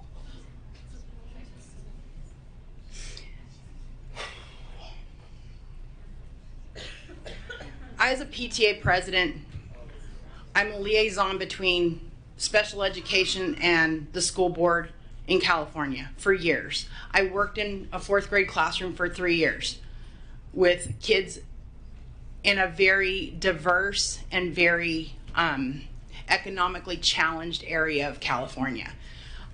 I am aware of what is appropriate and not appropriate, and children ages 4 to 8, they're ignorant. They're ignorant.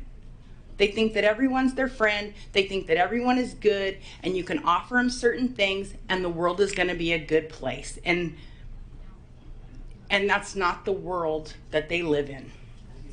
Okay? We've become a society that is causing our children so much anxiety through various curriculums and influences in schools, the media, video games, and their phones. And we're doing them more harm than good. Let the parents work on the moral compass of their children. That, again, not your place, your job, or you're not welcome and have no invitation to do so. The village that Hillary Clinton once spoke of has lost its way. And I don't want any part of it. No one wants to ban a book contrary to the opinion of some misguided people here. We want it put in the public library that everyone has access to. The poem and its sentiment are, I believe, something that all of us can use. 4 to 8-year-olds, not so much. They may be confused by some of this. The illustrations are what disturb me. The illustration that shows police with clubs raised at a crowd with BLM signs is disturbing. BLM burnt down my family business. Okay, so I don't know what George Floyd and BLM got of burning my family's business down, but it didn't do anything to help with the sentiment of BLM. The sentiment of BLM, absolutely something the entire world needs. The movement, not so much.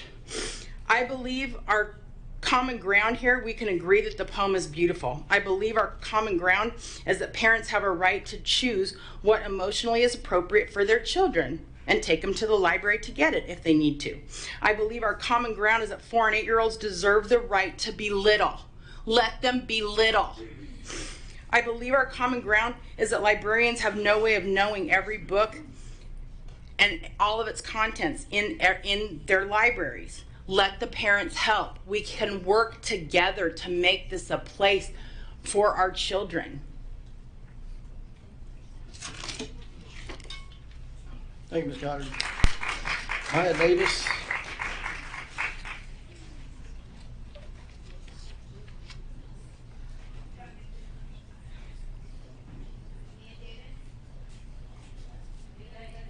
Mia Davis, Maya Davis.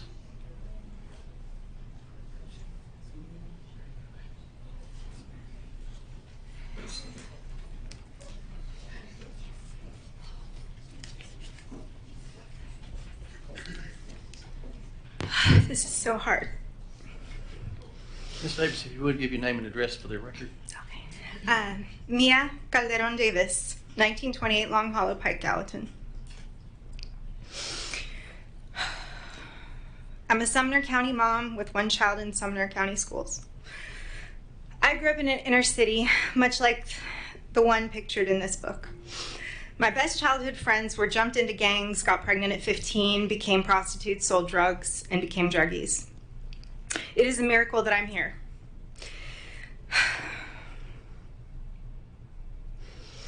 It's a miracle that God made me a Sumner County mom with a Hispanic kid in a public school here in this beautiful area.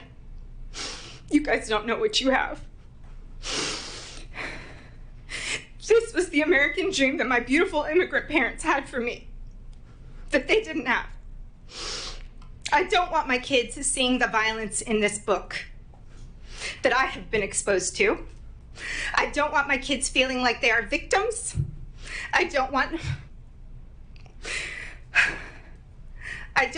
them to think that they are less than because they have brown skin. Their skin color does not matter. We are better than that. We are better than that. These books are divisive. Look at us. Look at us. We are all God's children. We don't need books like this in our schools. I support you if you love this book. I think it's a beautiful poem. I do. I think the violence pictured is horrendous, but the talent is there. And if you think it's a beautiful book for your child, if you have experienced trauma, then please go check it out at your public library. But I don't want my kids exposed to this. It creates division. It creates racism. We are all one. We are all equal. We are all American. And we are all parents that love our kids. We need to unite. Please, this is disgusting. A Tennessee psychologist says that social emotional learning, like what is in this book, causes depression, self-hatred, shame, division, bullying, anxiety, suicidal thoughts. I know parents with kids with suicidal thoughts. Books like this cause mental illness.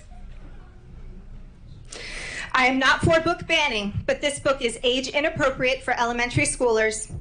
It is not emotionally intelligent, has images of violence, and does not need to be able to be seen in their school library. My kids get nightmares when they see a villain in a cartoon movie. There are violent words and terrifying fictional illustrations in this book with police officers armed with clubs against a crowd. According to their website, the Black Lives Matter organization believes that Black lives are systematically targeted for demise. My parents' generation fought for the end of Jim Crow laws in the South so that I could not be judged by the color of my skin, but by the content of my character, like the great Dr. MLK put it. House Bill 580 forbids what subscribes to beliefs as a meritocracy or a government is inherently racist or designed by a particular race to oppress members of another race. HB 580 continues that promoting division between or resentment of a race would be prohibited as well. I am no lawyer, but I think it's pretty obvious to many in here that HB 580 makes this book and many others illegal in Tennessee. Thank you. Thank you, Slaver. Jeff Englehart.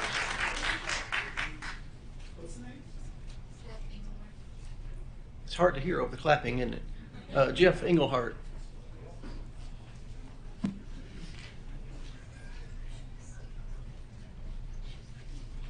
Good evening, Jeff Englehart, 1028 Island Brook Drive, Hendersonville, by way of San Diego, California. I thought I would move here to get away from all this crap, but I'm really conflicted on this one. I just want to note really quickly, well, people of citing a lot of facts, figures, some tears, some very deeply heartfelt exclamations here, personal experiences. The audience, for the most part, listened respectfully. And then just recently, when this lady was just up here, there's a lot of snickering and laughing. Hey, people have a right to their opinion, and these are our children. I became a dad later in life. I don't have a degree in education. I do have a degree in political science from San Diego State University, and 10 years living abroad, almost 4 of those in Panama, during some very historically important times where my father played a big role. I also minored in business and Spanish, and I'm in the wine and spirits business. So first, why that's important is because I have some very direct experience relating to BLM, which as Mr. Dunkel, I'm not sure your name, beautiful reading of the book, but I went straight to the source, and I watched the YouTube video of the author reading the book. And I was just struck by the beautiful language. I'm sorry, sir, I'm supposed to be addressing you. I was struck by the beautiful language. My God, what a beautiful poem. The book, as Mr. Dunkel read, I'm sorry if I'm getting your name wrong, sir, but beautiful. Thank you. Who can argue with that? I think there are so many points of agreement here, people.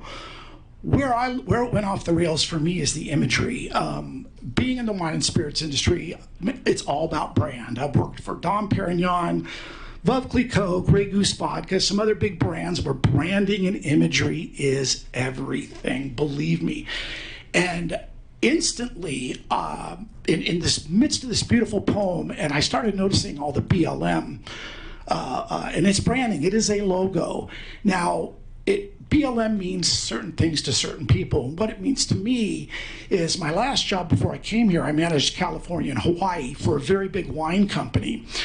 And I've got extensive 25 years in the industry, specifically in California, with a lot of very disadvantaged communities such as Watts, Compton, San Bernardino, Riverside, Oakland, Sacramento, and visiting these areas. And in the wake of the riots, what BLM means to me is seeing burned out businesses, palletized bricks and water at key crucial intersections in Oakland and in Sacramento as me and my team looked to see what businesses were still open. A lot of these business owners I've known for over 20 years, they're Black-owned businesses. It did not matter.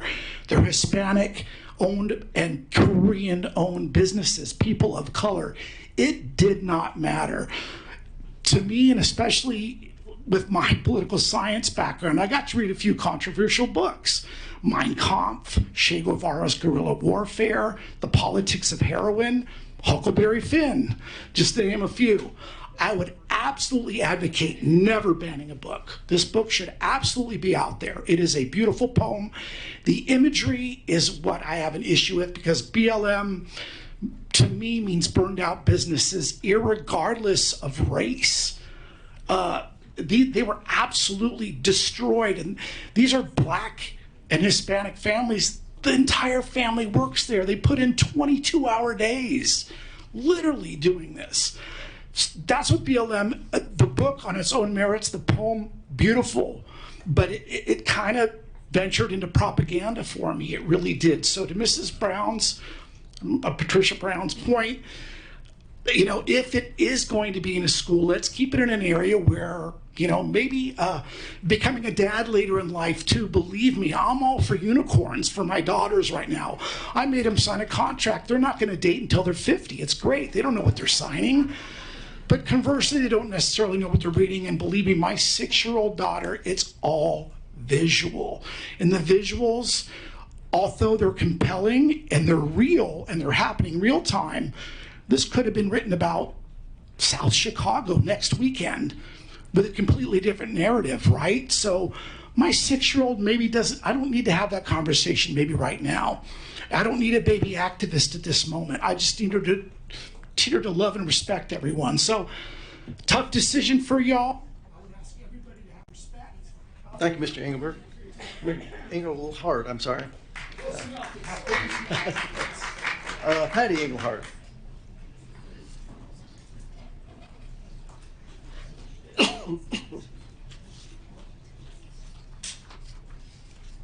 Good evening, everyone. Thank you to the board for letting all of us gather and speak to you and voice our feelings about this. It's definitely a tough job that y'all have in front of you. Probably not just tonight. So, if you give us your name and address. Oh, sorry. For the record, please. Patty Engelhart, 1028 Island Brook Drive in Hendersonville, Tennessee. Also by way of San Diego. I came here tonight because I want to get involved with my community. I want to get to know what our school district is looking at, how they're looking at things. This has been very eye-opening, to say the least, this whole evening. Some in good ways and some not in good ways. I've been on the fence with this, to be quite honest. I've literally gone like this all day long, looking at this book, hearing this book read, reading it myself, and as my husband stated, the book is beautiful. I think it's a great message. My only concern is the age appropriateness, potentially. I also hear people's arguments of that it should be in a public library. Personally, I am not for, and I would stand here, you know, no matter what day it is, I have a really hard time telling people a book shouldn't be available. That, to me, that is just not, I have a really hard time doing that. However, Mr. King brought up a book where I could probably say that, from what I've heard of it, probably shouldn't be available in our school libraries. But this one in particular, I kind of want to implore everyone to maybe look at it with a mindset that it could, and it has tonight, hopefully, potentially open discourse and open to discussion, whether that be with your child directly, with your neighbor, with somebody who is snickering at you and laughing at you as you're expressing your feelings. That, to me, was the disheartening part of this evening. I think everyone's feelings should be respected and listened to and heard. I think our school, from what I've experienced so far, we've only been here a year and a half, has been a beautiful experience. We love our school. We love our teachers and our librarians, and we have a 6-year-old and a 7th grader.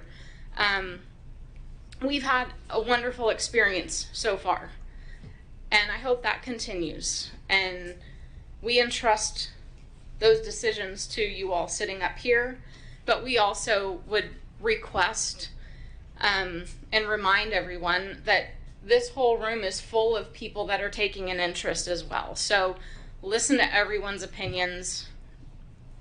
take them to heart.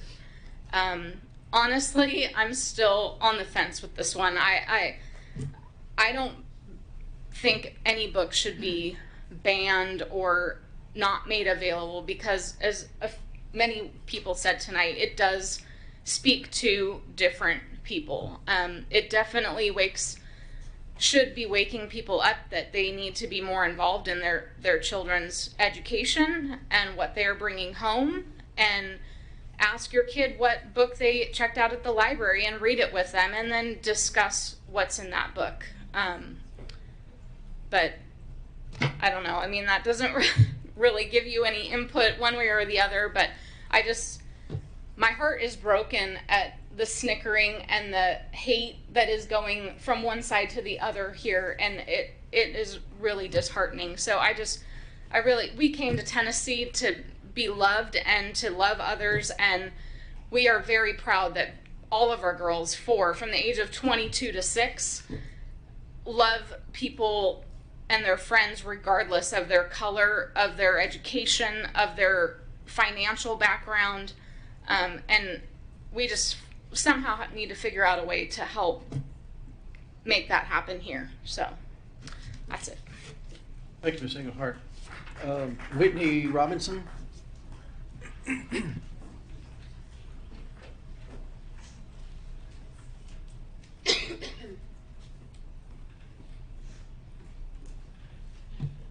Hello everyone, my name is Whitney Robinson. I live at 788 Turnbull Drive, Gallatin, Tennessee, and I am a senior at Liberty Creek High School.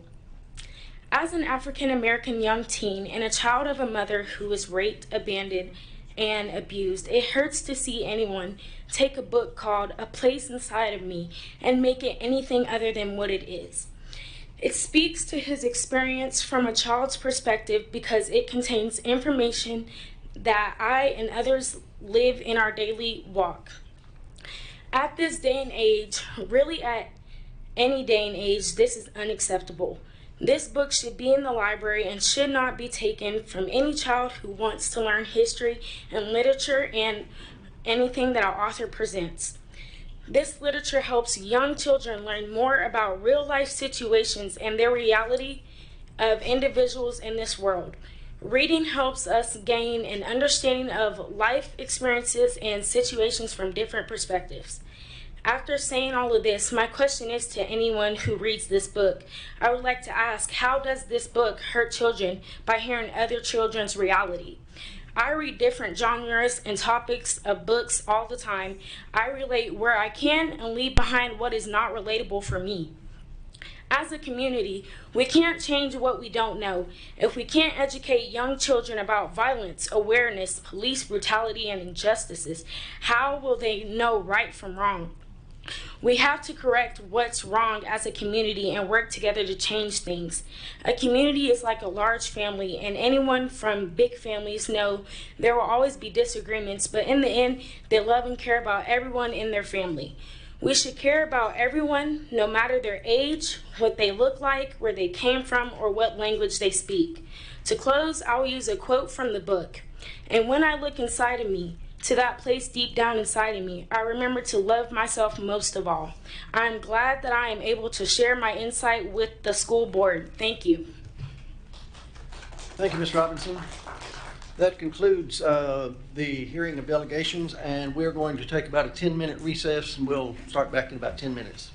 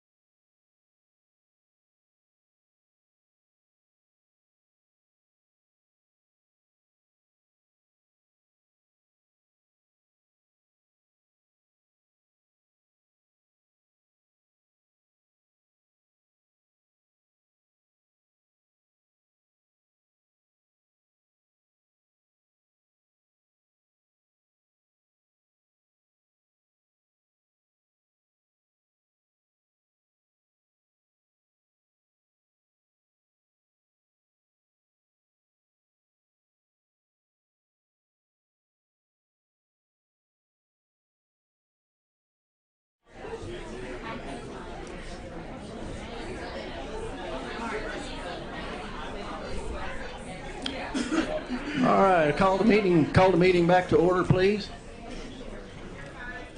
Did Mr. Gregory get his seat? Ms. Hayes. Missing Miss Hayes.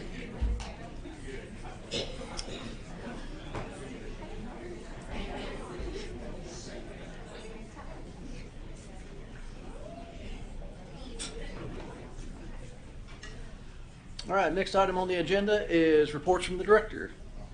No reports from the director. No attorney meeting tonight. So next item on the agenda is what we've been talking about. Discussion and interaction regarding reconsideration request appeal for library book. Is there a motion?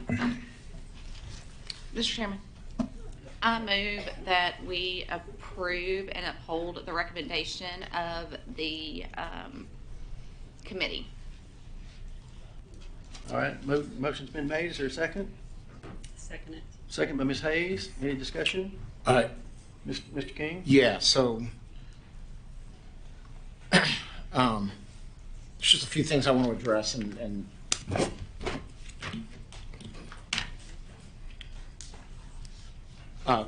first I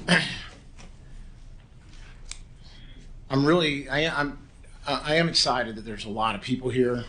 I think that's really great. Lively discussion. I'm going to take it in another direction real quick, and I hope it doesn't bore anybody. But I want to talk about the process in general, the challenge process. Just trying to get my stuff organized here. So there's just a few things I'd like to address. First, in the committee report, there was a lot of weight given to the American Library Association, including a direct phone call to their office. Now, the ALA is a private organization that operates by membership. They are not a legal authority, and they have no legal jurisdiction that would supplant Tennessee law. Moreover, they are not politically neutral, as I've discovered, which means they are not an objective organization. They have their own ideological worldview, and they promote it. They promote things like Drag Queen Story Hour. They openly fight to keep obscene material in school libraries. They have been funded in part by George Soros and his Open Society. And the newly elected president of the ALA proudly admits she is a Marxist. Now, I'm not just conspiracy theory saying that. This is a direct quote of hers. She says, upon winning her election, she stated, quote, "I just cannot believe that a Marxist," meaning herself, "is the president-elect of the American Library Association. I am so excited for what we will do together. Solidarity."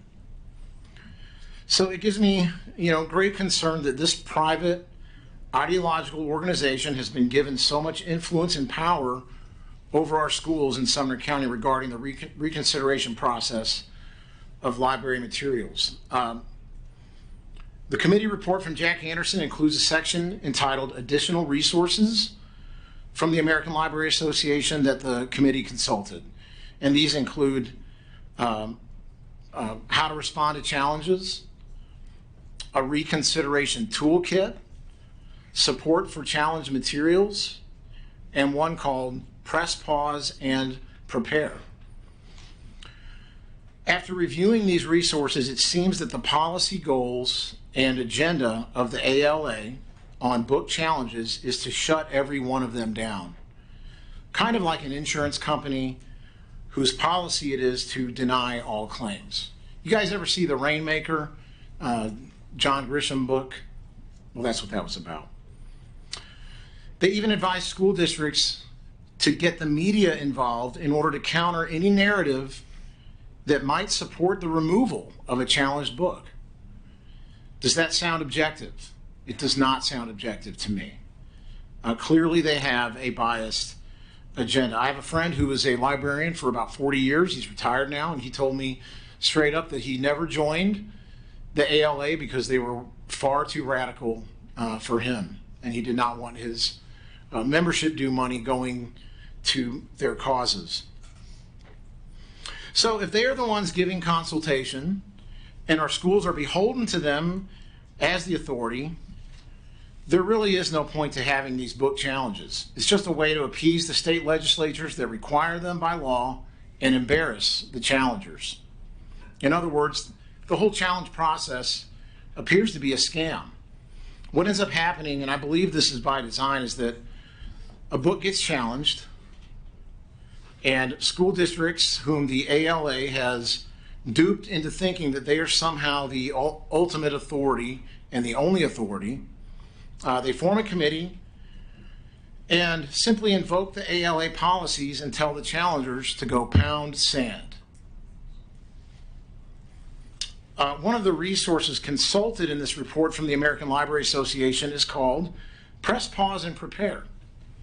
It is all about how to defeat challenges where the challenged books contain obscene material.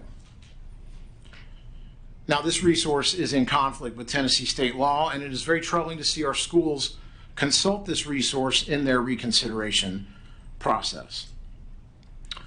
Several Tennessee laws that are in conflict with the ALA policy include Tennessee Code 49-6, 1019 on prohibited concepts, 39-17-911 regarding obscene materials, and 49-6, 3803, the Age Appropriate Materials Act, that gives school boards the right to remove materials. So like I said, the ALA having us boxed in with their policies, the language is such that no challenge could ever be successful. For example, on the review committee expectations, right here, it says that the committee is to read the Library Bill of Rights and to consider the following statement, and I quote, "Every restriction on access to the use of library resources based solely on chronological age, apparent maturity, and educational level violates Article 5 of the Library Bill of Rights." That says every restriction. Every restriction is a violation of the Library Bill of Rights. In a document called, quote, "An Interpretation of the Library Bill of Rights for Minors," the American Library Association makes this statement. Quote, "The American Library Association opposes all attempts to restrict access to library services, materials, and facilities based on the age of library users." Again, they oppose all attempts to restrict access.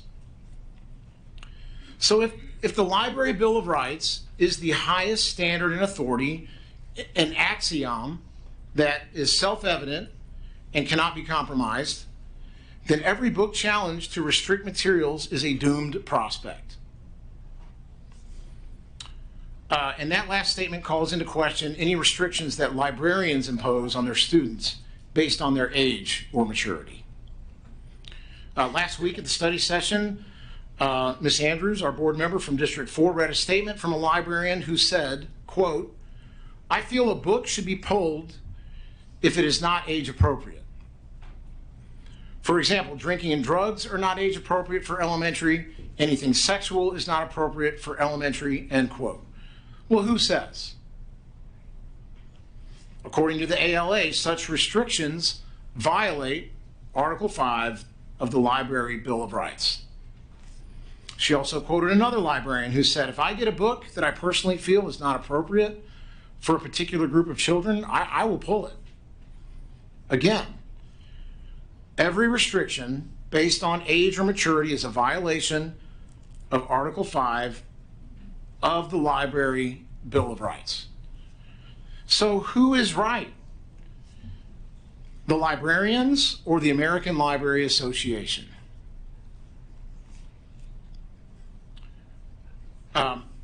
I would have liked to have seen a lot more consultation regarding Tennessee law in this committee process, a little more weight given to that than was given, because I feel that giving so much authority and weight to the American Library Association just creates, for me, more questions than answers. Okay, so bear with me. I'd like to say a few things about the book in question. And first of all, Yes, the Library Association has given this book an award called the Caldecott Award, which is an award for the illustrations.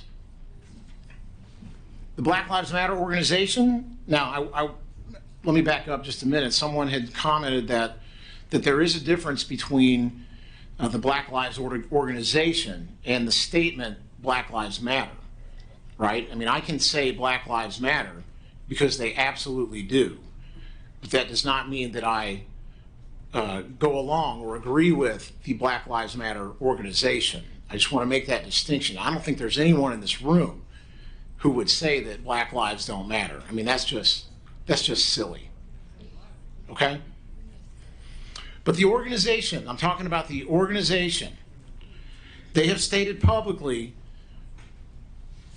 that they support Cuba and praises them for granting asylum to convicted murderers of police. Which is why I find it very interesting that on page 19 of this book, there is an image of a Cuban flag.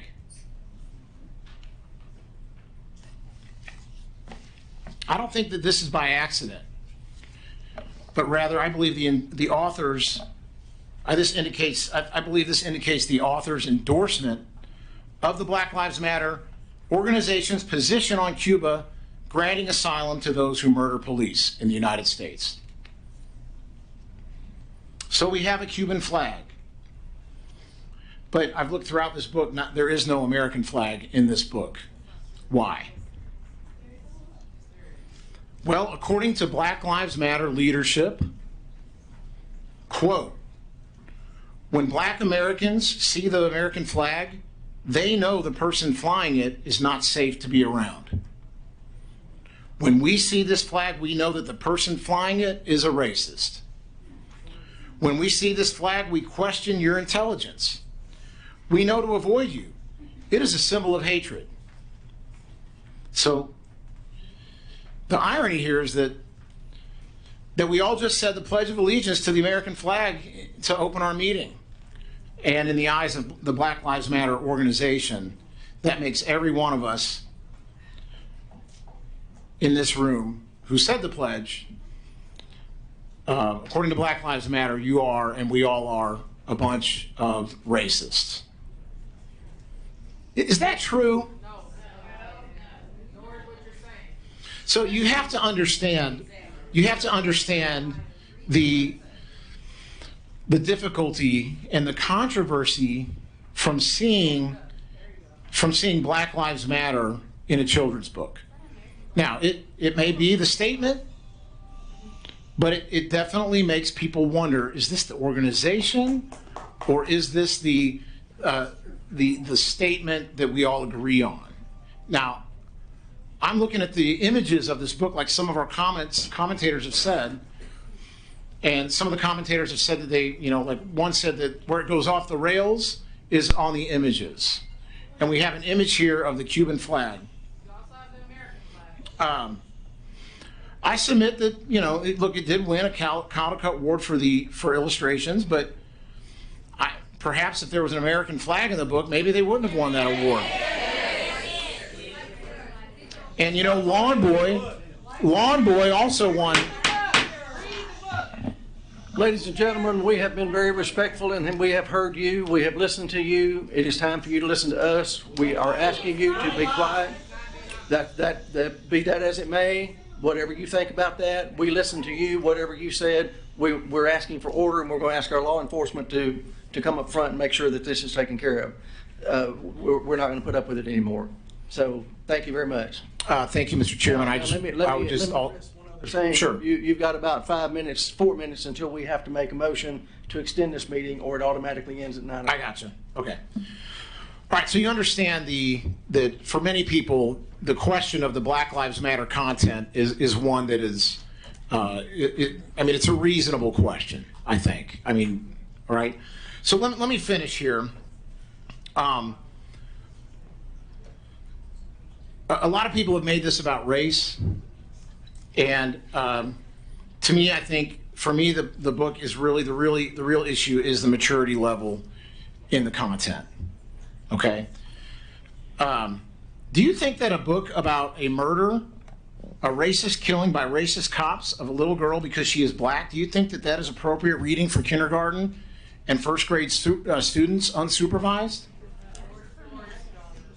As a parent, when you drop off your child at school, kindergarten and first grade, are you thinking, oh, they're going to be reading about murder and racist killings today? How wonderful. Is that what's going through your mind?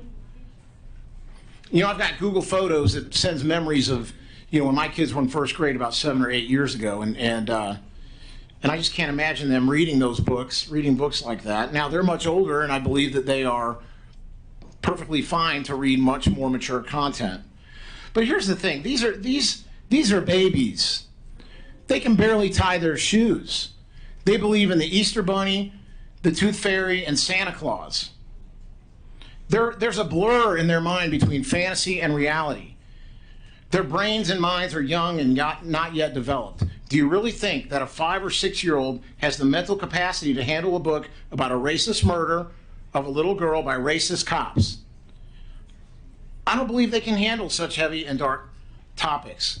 At the study session last week, I brought up the top concept of death. And when you have very small children, that concept has to be dealt with, in my opinion, and I believe librarians' opinions, with their opinions, with delicate care. You just don't throw them in the deep end and just start talking about murder and death. I think we need to do it with grace and delicate awareness. Having this book out there, just laying on a shelf for a child to come by and pick up without any adult supervision or guidance with the images, I think that's irresponsible. And, you know, I would bet that there's not many other books in the library for kindergarten and first grade that are about murder and racist killings. I think this book gets a pass because of the appeal to diversity and its political overtones. Now, there's nothing wrong with diversity. Mr. King, let me interrupt. Yes. We're 1 minute from the meeting ending. We will need a motion and a second, and the majority of the board to vote for this meeting to be extended. Otherwise, it will end in about 45 seconds. Mr. Chairman, I move that we extend the meeting per our policy. It states that we extend it for an hour. I move that we extend it to the extent that we can complete the business at hand. I'm concerned with the discussion at hand that it may prolong and we won't be able to approve or discuss the other items on our agenda. So I move that necessary, it's going to be longer than an hour. We have to do it for 1 hour because at 10 o'clock, then we have to leave, and it extends over to the next study session. I'm almost done, so I won't be much longer. We have 7. Is there a second? All right, motion by Ms. Andrews and second by Mr. Lancaster. Is there any discussion? Seeing none, all in favor of moving it to another hour, say aye. Aye. Or less. Any opposed? Seeing none, motion carries. Okay. So, I don't think there's anybody in here that would disagree that diversity is a great thing. We want kids to be learning about all kinds of cultures, diverse ideas, things like that. I mean, I think that's just, I mean, again, silly that someone might think that we children need to be living in a bubble or something. Okay. And I do agree with the statement of the Library of Bill of Rights that says that libraries must present all points of view on current and historical issues. I agree with that. I don't want my kids living in a bubble. I want them exposed to diversity and different ideas. I think absolute truth exists and can be discovered through reason, but it requires personal effort to engage a journey through the marketplace of ideas. And we should let students examine those ideas freely, and we should let them experience diversity. No one disputes that. Now, I've said a lot of things in my remarks that are my opinion, and you can take it as, take that as you want. I'm not going to vote to remove a book based on my opinion. I do think this book has some age-appropriate issues that, for me, are very concerning. And so I would like to make an amendment to the motion. Mr. Chairman, I move that we relocate the book and make it accessible by parent or teacher request only. Motion been made to remove the book, make it, yeah, what he said. Is there a second? I second. Second by Mr. Lacy. Any discussion on the amended motion? Seeing none, all in favor of the amended motion, say aye. Aye. All opposed? No. Do we need a roll call? On the amended motion. Ms. Hayes. Mr. Lancaster. We're not voting to remove it, we're just saying that a parent would have to approve getting. To relocate it to where it would be available by parent request Okay. or teacher request. No. Ms. Andrews. No. Mr. King. Yes. Ms. Brown. Yes. Mr. Gregory. No. Mr. Lacy. Yes. Mr. Brewer. No. Motion fails 3-5.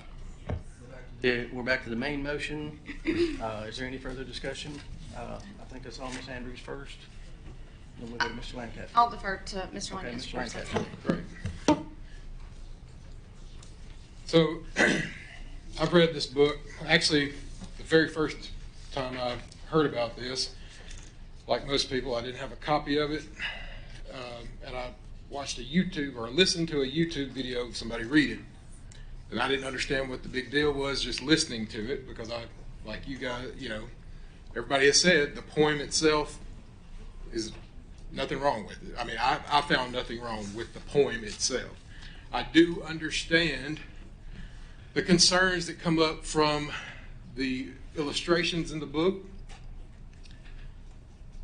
And it really gets down to the point of, do I view the illustrations as Mr. King represented and said that Black Lives Matter as the organization, or do I view the illustrations as Black Lives Matter, the sentiment?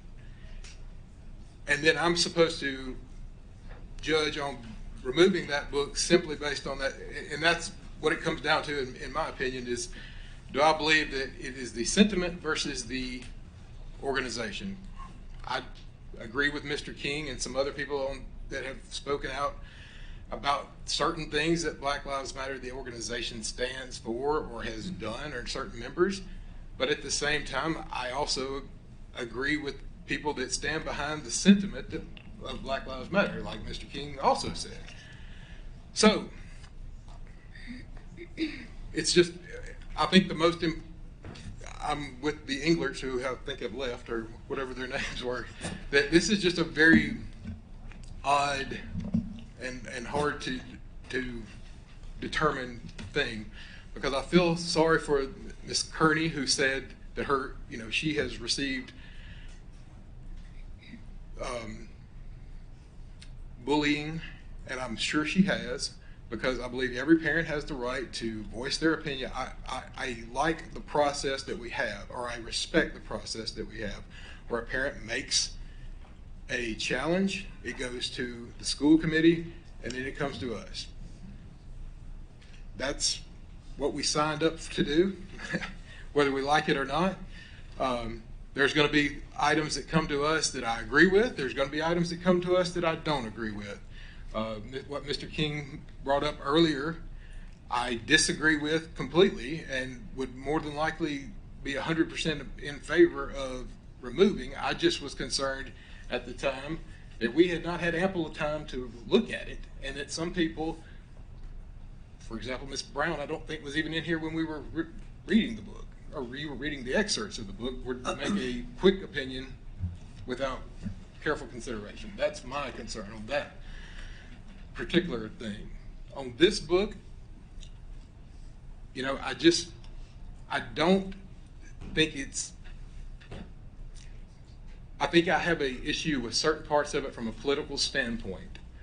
Does that part, is it inappropriate enough for me to say that every person that I represent in my district, it is inappropriate for every child. I just can't get there on this one. There will be others that come across that I'll probably agree with other people on, and some other people that disagree on this will agree on. That's the nature of what we're doing. This room is divided. I've had emails out the wazoo for 2 or 3 days. I think every one of us can attest. I've only served on this board for now 2 months. I was not expecting that many emails about it. That doesn't mean I think you're wrong, or I think Mr. Lacey's wrong, or I think Ms. Kearney's wrong. It's just, I have to go with my feelings and what I feel like are the majority of the people that I represent feel. And in this particular case, I don't see enough there to make it inappropriate for every child in the library. Thank you, Mr. Lancaster. Let me go to Mr. Gregory, and then I'll come back to you. Mr. Gregory? First of all, I'm a conservative. People who know me believe that. Second, I do understand about the age appropriateness. We all have different values. I understand that.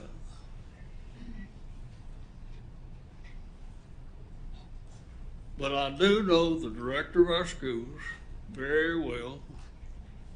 I know Mr. Langford very well.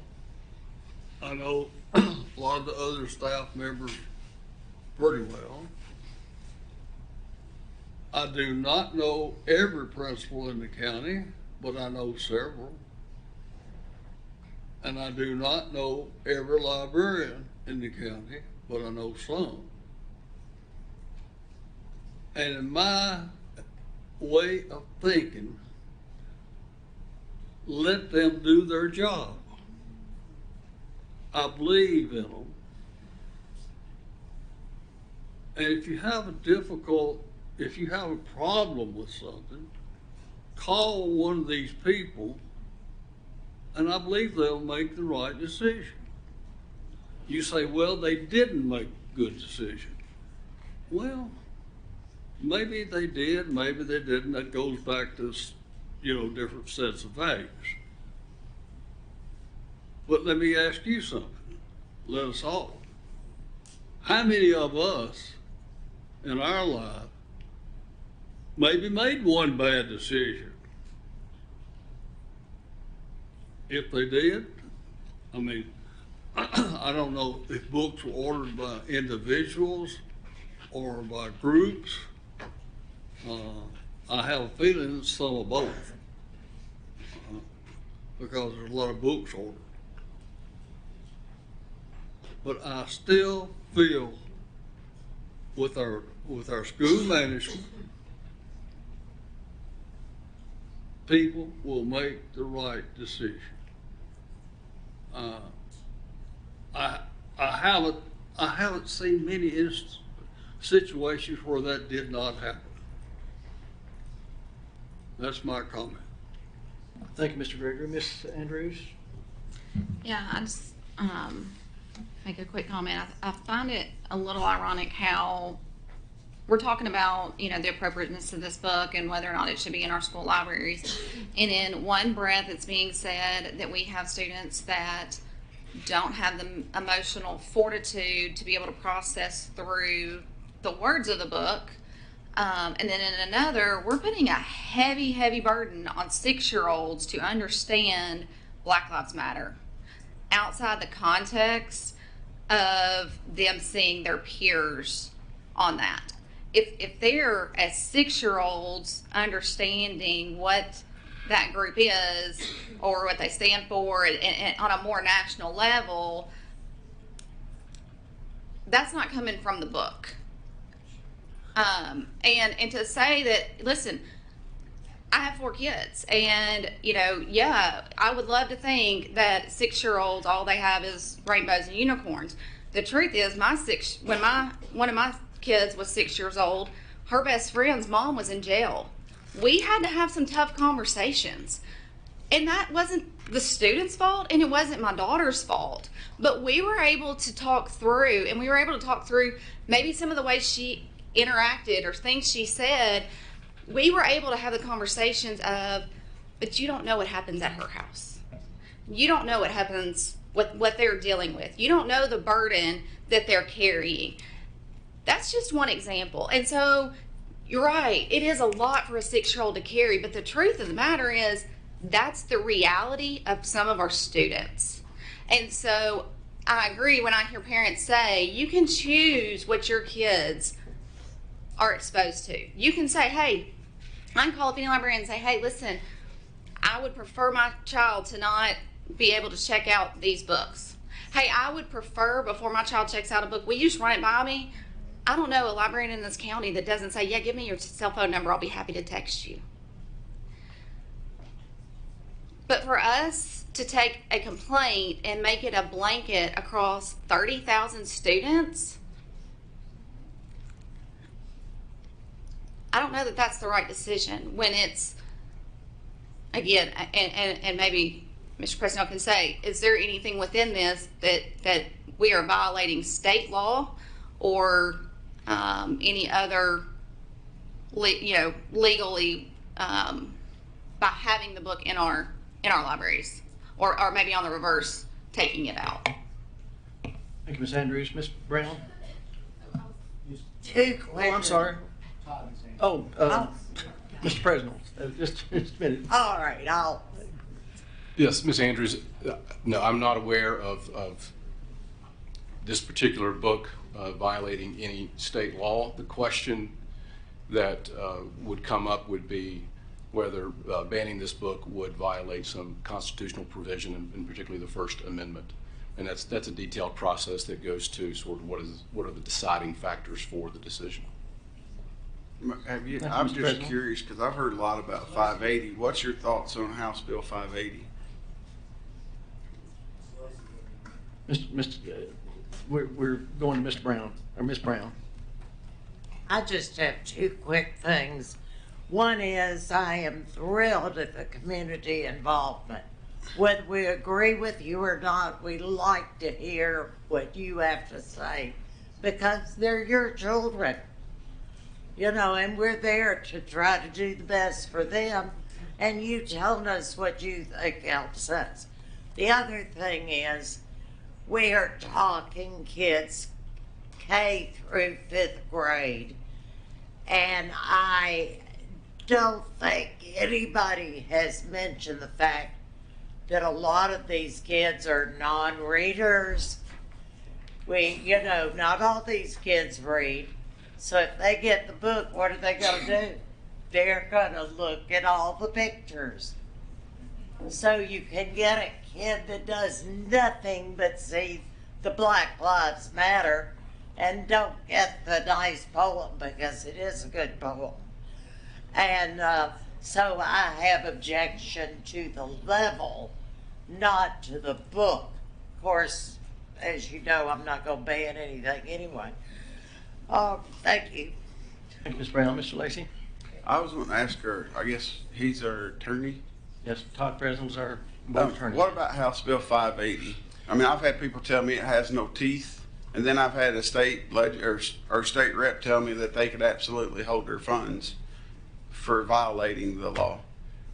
Yes, Mr. Lacy, that law is now codified at 49.61019 of the Tennessee Code, and it applies to the curriculum, textbooks, and materials that are in the curriculum. In other words, mandatory type of books. What the discussion now is a library book where they have freedom of selection, so it would not apply. Well, I actually talked to a state legislator today, and he said it absolutely covers, because I asked him, I said, what was the heart of the law? And he said it does cover library books. That was the intent of the law, curriculum, stuff that backs up what they're teaching in school. Does this book back up curriculum? Yeah, I know. Did the book at Jack Anderson back up curriculum that they're teaching? I'll just read House Bill 580. It says establishes, and I gave each board member, you should have a copy. It establishes perimeters for the teaching of certain concepts related to race and sex. If you want to skip to page 4, kind of about middle ways, it says this amendment also prohibits any LEA or public charter school from including or promoting the following concepts as a part of a course of instruction or in a curriculum or instructional program, or allowing teachers or other employees of the LEA or public charter school to use supplemental instructional material that includes or promotes the following. I would consider a library is for teaching. You read a book, you learn, you get educated. And then I guess you'd say number 6, just below it, it says an individual should feel discomfort, guilt, anguish, or any form of psychological distress solely because of the individual's race or sex. It says basically that is not appropriate.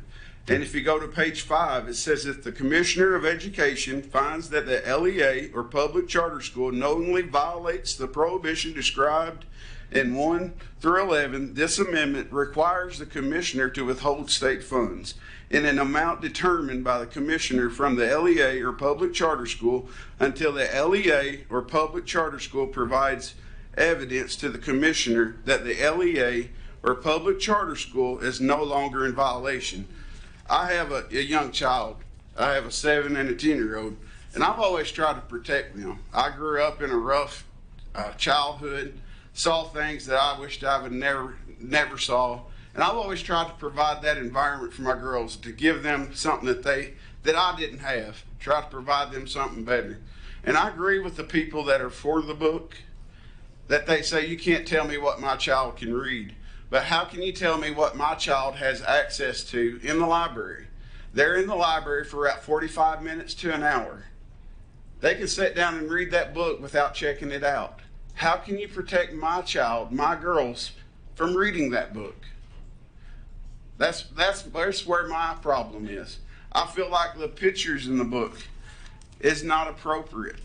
Police officers in black masks holding the bat up in the air. That's what really got me. If it was just BLM, you'd let it slide. But our law enforcement, there was 12 law enforcement shootings this week. 3 of them, I think at least 3 or 4 of them died. I asked the law enforcement officer that lives in my district, what did you think about it? And he's absolutely offended by it. Like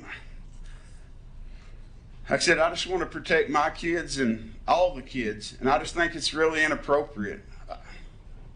I think kids deserve love, no matter what you look like, the color of your skin.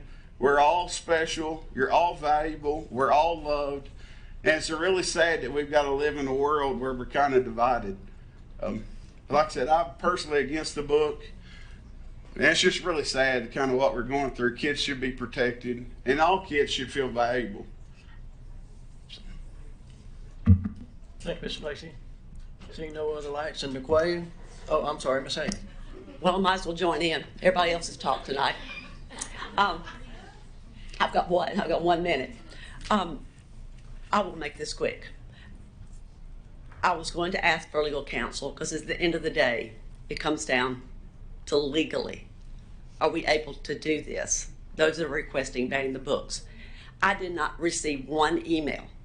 I had 60 plus emails to keep the book, not 1 to ban it. Had 7 phone calls to keep the book.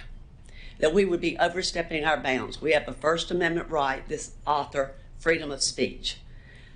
Our system has set in place protective measures.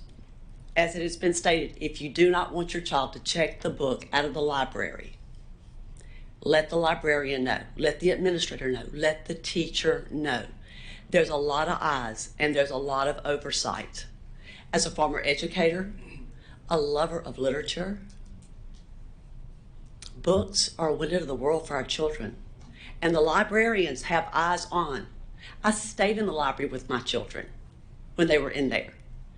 I wanted to see the aha moments and them discover. If a parent does not want the child to read the book, they can request that their child not.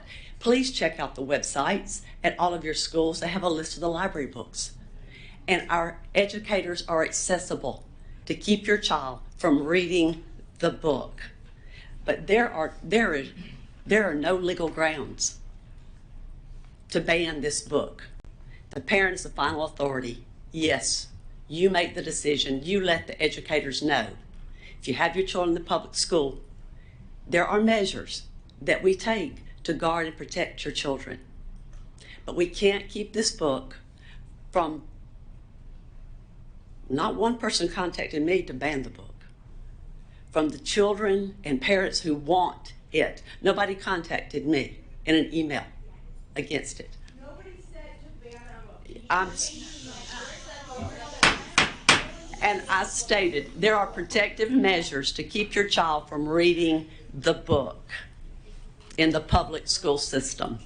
Thank you. Thank you, Ms. Hayes. All right. Mr. Johnson, let's go to roll call vote, please. Can I say one something, Griff? I would like to challenge the schools. There should be better, it should be able to find more books that represent people in their schools. If it means a lot to see somebody with their own skin, it's with the money and stuff that we have in the world and the capabilities, there should be more books available to represent the people in our schools. It's really sad. Are they out there and we can't find them? Bring in the age-appropriate books. Thank you, Mr. Lacey. Mr. King? Yeah, I just want to say, I know my amendment failed, but I think the message of our schools, the message we want to send to parents is that we, Sumner County Schools, is going to do whatever we can to protect the innocence of your child. I think that should be our message. Now, that doesn't mean you keep them in a bubble. I'm just saying the message to parents, and I don't know if we achieve that tonight, and I hope we can get to that, but that Sumner County Schools is willing to do whatever it takes to protect the innocence of your child, because you can't ever get that back. You know, it's like Adam and Eve, suddenly their eyes were open, right? There's an innocence that I think is important that we need to try to preserve at all costs. Yes, there's things that happen to children that are horrible and tragic and horrifying. That other, the 6-year-olds, there are horrifying things that happen to 6-year-olds. That doesn't mean other 6-year-olds need to know about it. Now, I'm not saying that applies to this book. I'm just saying as a principle, we should really strive to make that one of our messages. Hey, Sumner County Schools, we're going to make sure that we preserve the innocent, do everything we can to preserve the innocence of your child and as they develop and as they mature. Thank you. Thank you, Mr. King. Mr. Johnson, would you restate the motion and then do the roll call vote, please? Yes, sir. Motion on the floor is to uphold the recommendation of the School Library Committee. And with that, Ms. Hayes? Yes, I will oppose. Mr. Lancaster? Yes. Ms. Andrews? Yes. Mr. King? Can you restate that? I'm sorry. Yeah, the motion on the floor is to uphold the recommendation of the School Library Committee. To keep the book? Yes, sir. Are you voting to remove the book, or we're voting to keep the book? You will be voting to keep the book based on the recommendation of the School Library Committee. Okay, I abstain. Ms. Brown? I'd say. Mr. Gregory?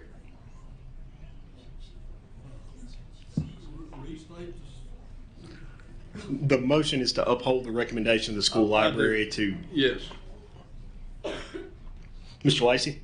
No. Mr. Brewer, or Chairman Brewer? Yes. The motion fails 5-1 with 2 abstentions. Takes 6 votes. It takes 6 votes based on the board rules. It's a majority of the school board, not the majority of the quorum. Yeah, can you explain that? So based on your rules, it takes a majority of the school board to pass any business before the board, not a majority of the quorum. It's a majority of the actual school board, which means it takes 6 votes to pass anything. I would like to make a motion.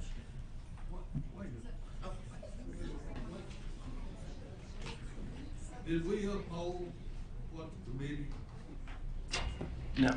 No, sir. Based on your rules, it takes 6 votes for you to pass a motion.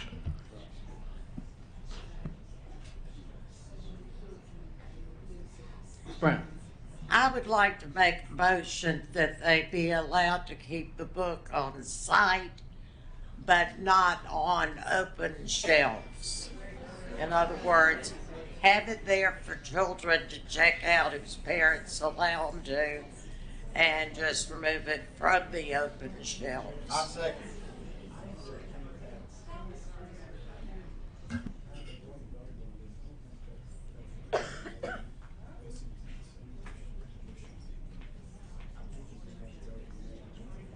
Yeah, we're that one's dead. We can't take that motion on it. That subject is dead.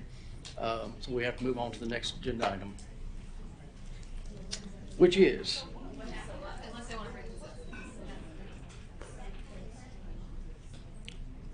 would you like to address that?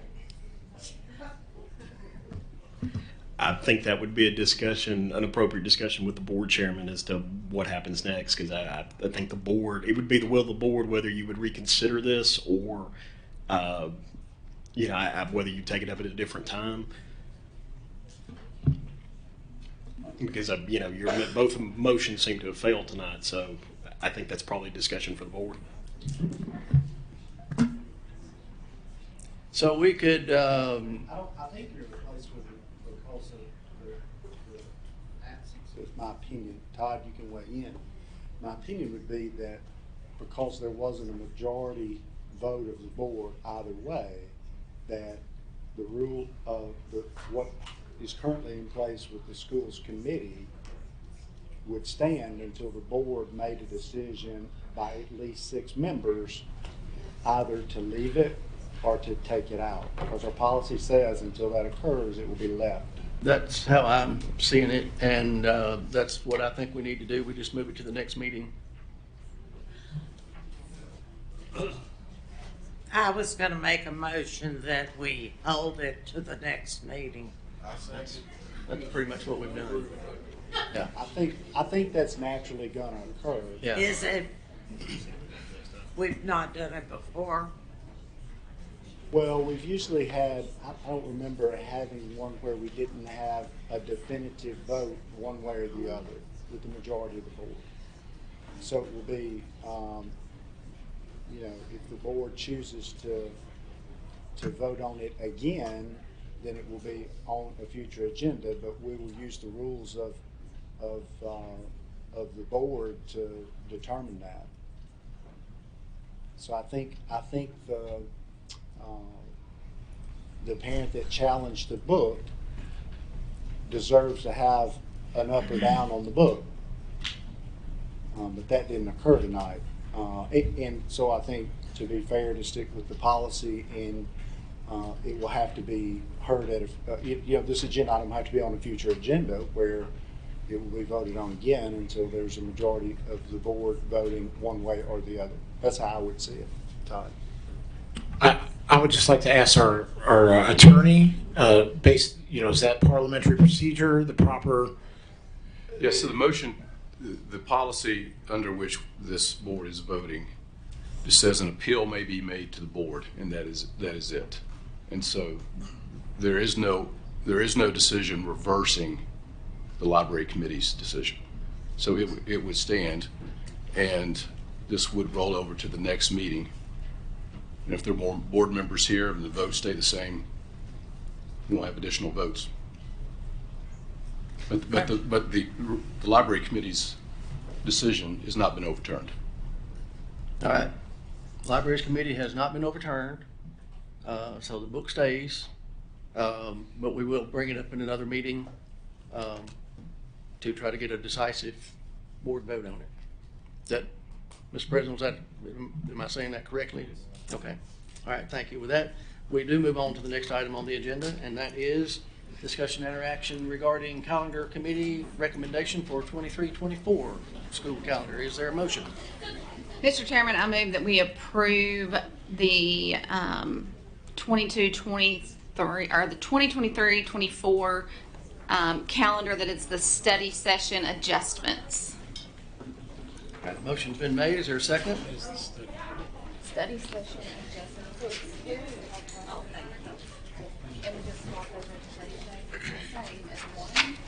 Is that what this is? Thank you. Okay. Yes. All right, a motion has been made to accept the calendar committee with the, or the calendar with the study session adjustments on it. Oh, let's see. This is the one with the change for Wednesday night, yes. Yeah. So is there a second?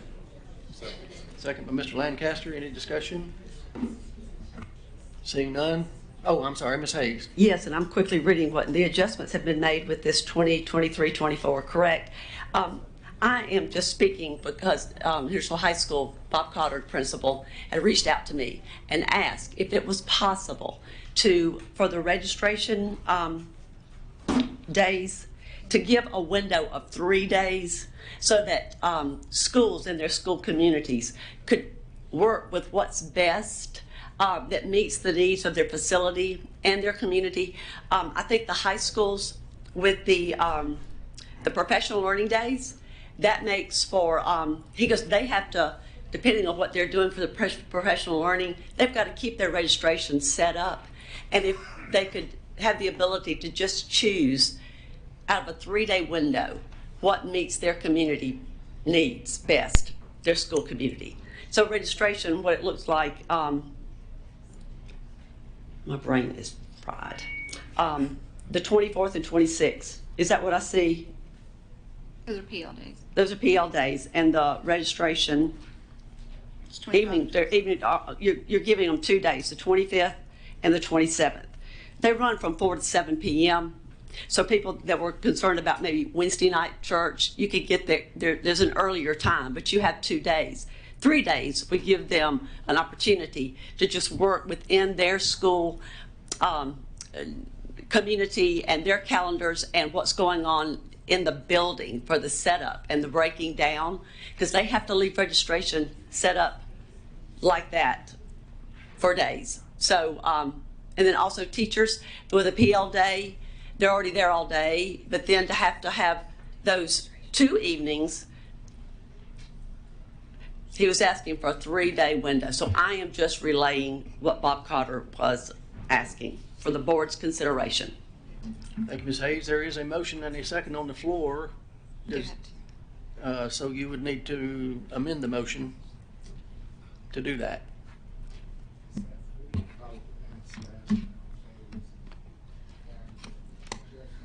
Yep, Ms. Hayes, yes. we flipped the PL day. It's an admin day that goes with, like, we didn't just flip the registration night on that calendar. It's got the PL day with the registration. But we've let in the past, if a sometimes schools request for a 3-day, we've always let them do, some do 4 nights, some do 3. So we can work with Mr. Cotter on that. Okay, thanks. Mm-hmm. Okay, so with that, we don't need the amendment to the motion.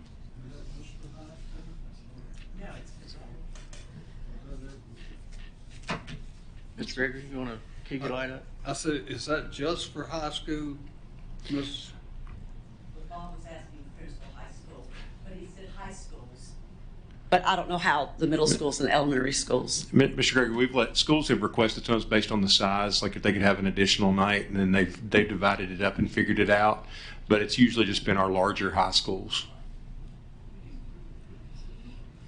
In other words, flexibility. Yes, sir, flexibility. All right, thank you, Mr. Gregory.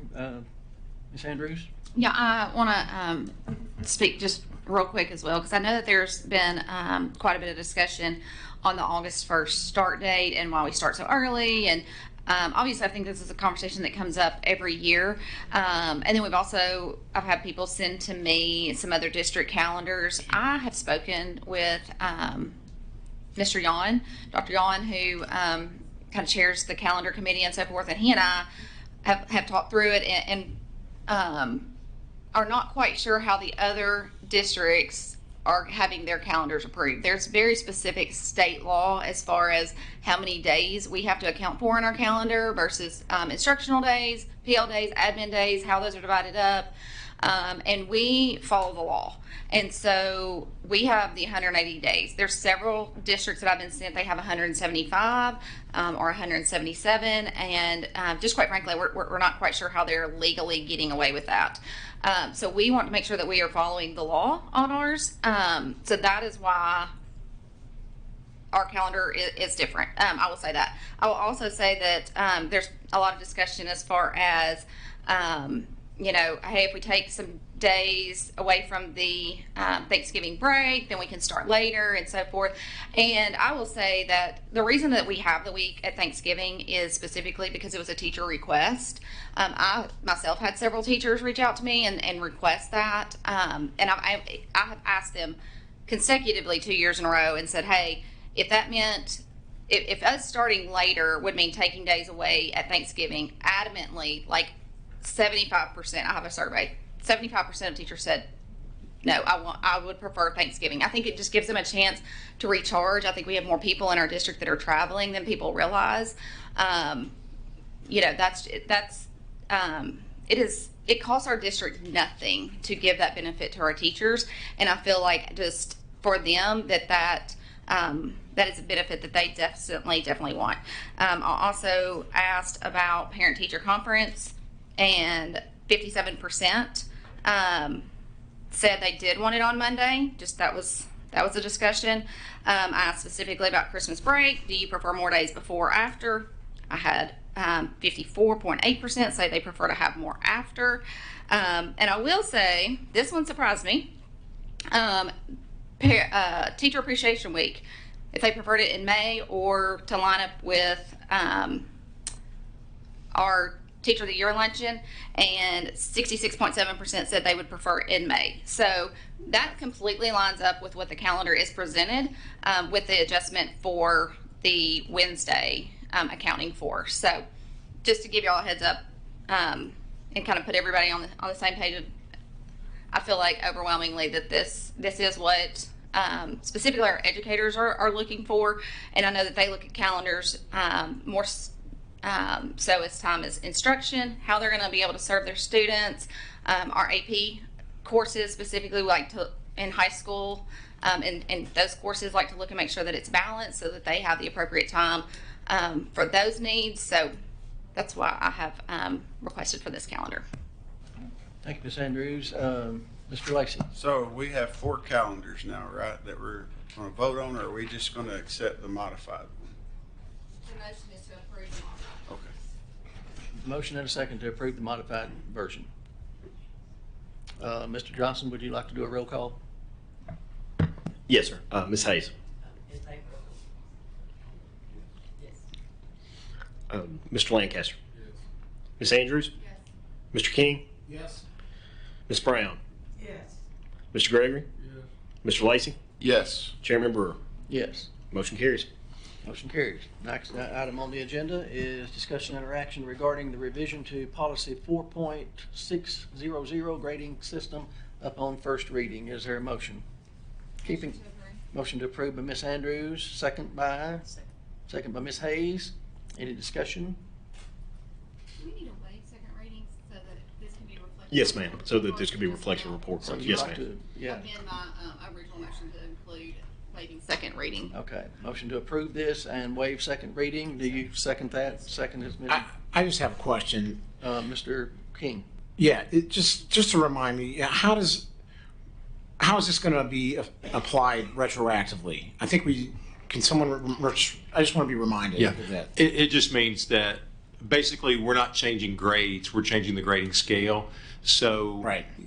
If you have a 92 right now, it'll be an A where it would have been a B last month. But middle school and elementary grades are done at the semester, where high school grades are done at the 9 weeks. So I mean, like, they get grades at the 9 weeks, but it doesn't affect a middle school kid. So it's easier until the semester. So it's easier to do it retro for the semester. We thought that was done to be in the best interest of our kids. Okay. It goes back to day 1 of school. Yeah, of this year.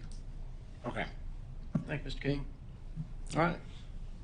Motion is on the floor. Discussion is done. All in favor say aye. Aye. All opposed?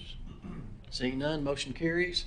Next item on the agenda, discussion and interaction regarding a revision to policy 4.302, field trips and excursions upon first reading.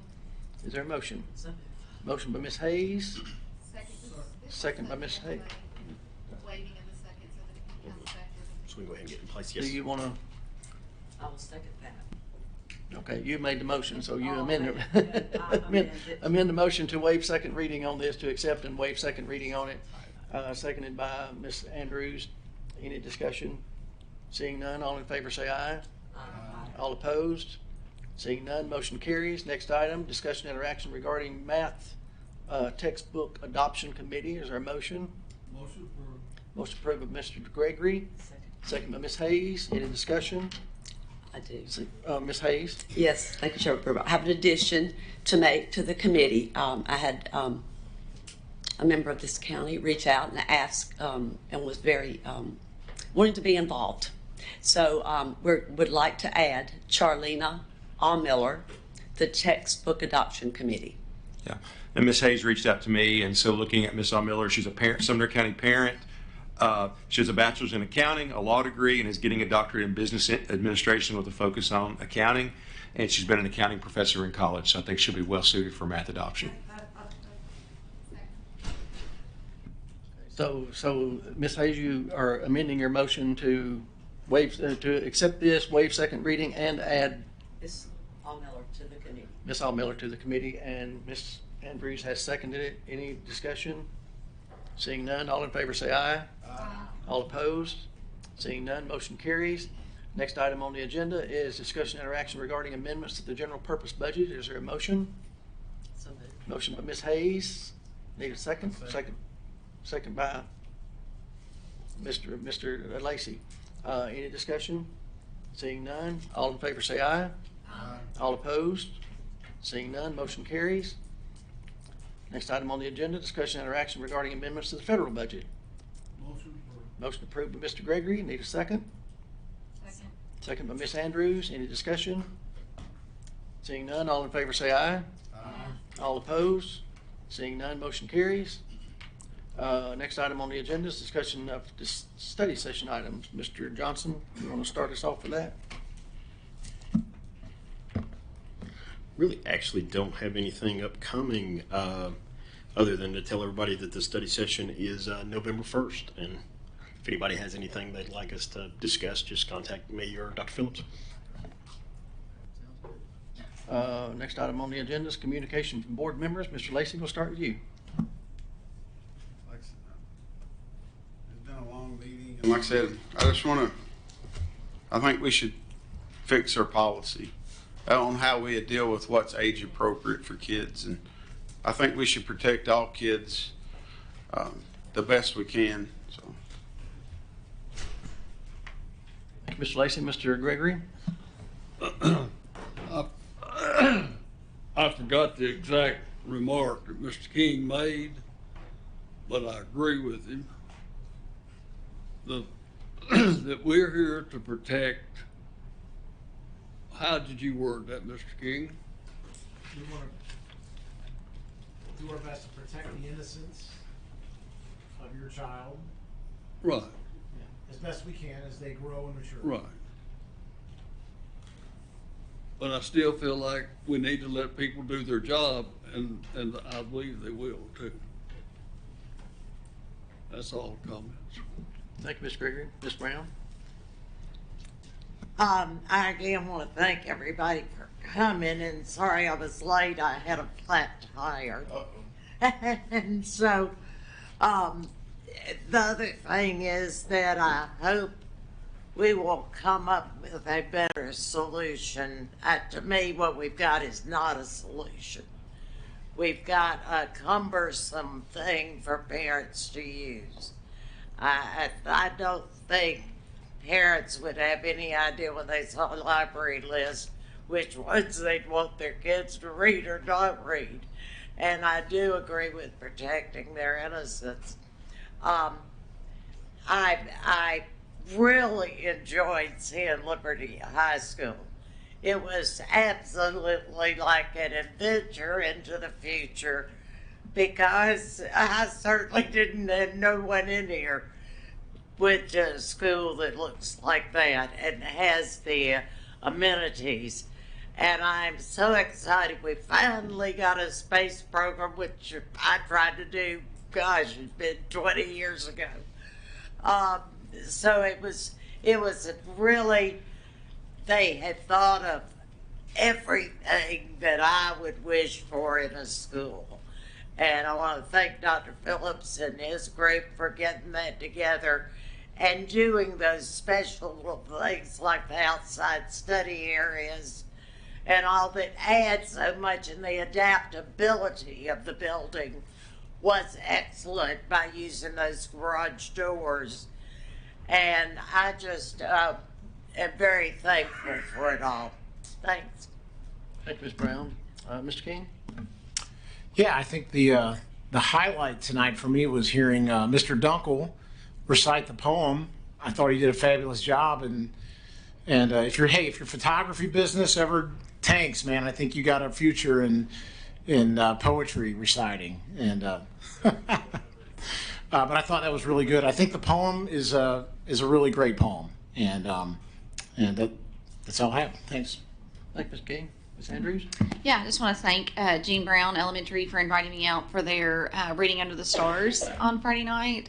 It was great to see the community back together. They had s'mores and tent set up for the kids and so forth, and so it was great to go and see them. I will say they tricked me a little bit because they told me I had to make sure I went to the special tent that had the balloons, and they didn't warn me, however, that one of their former students who has since passed away was there reading a book that had been, I think, dedicated to her daughter, and it was her daughter's birthday. And so I was there for just a couple minutes and then said, nope, this mama heart can't handle that. But I do appreciate what they are doing in that community and for inviting me out. Mr. Croak does a great job over there. I was able to meet their SRO that's over there for the first time, and really enjoyed speaking with him. So I just want to tell them how much I appreciate it and how much I appreciate what all they're doing in our community. Thank you, Ms. Andrews. Mr. Lancaster? Let's see. Last Thursday, I got a chance to go check out some of our high school theater. Saw Liberty Creek high school performance of, I'll probably butcher the title, I think the musical comedy Murder of 1940, maybe. But anyway, those kids did a great job. It was very, entertaining, and very impressed with how well they were able to pull that together. They only had 4 days of rehearsal in their actual new theater. It had just gotten completed, so that was good. And then this weekend is a big day in the Shackle Island community. We have our Country Day at Beach Elementary, which is we don't know what number it is, but it's a lot. At least, I would estimate at least 70 years. And I think next weekend is Station Camp Elementaries, if I'm wrong on that. I know it's coming up, big fall fundraiser. And also Jack Anderson's going through their, I can't remember the name, Jagathon, that's right now. So all these great fundraising opportunities for different elementary schools and things like that. It's just a lot of people put in a lot of hard work on those, and just if you can, get out and enjoy them. All right, thank you, Mr. Lancaster. Ms. Hayes? Thank you, Chairman Brewer. Ooh, that is loud. I want to thank the community for coming out, for caring, to speak with your concerns and your thoughts.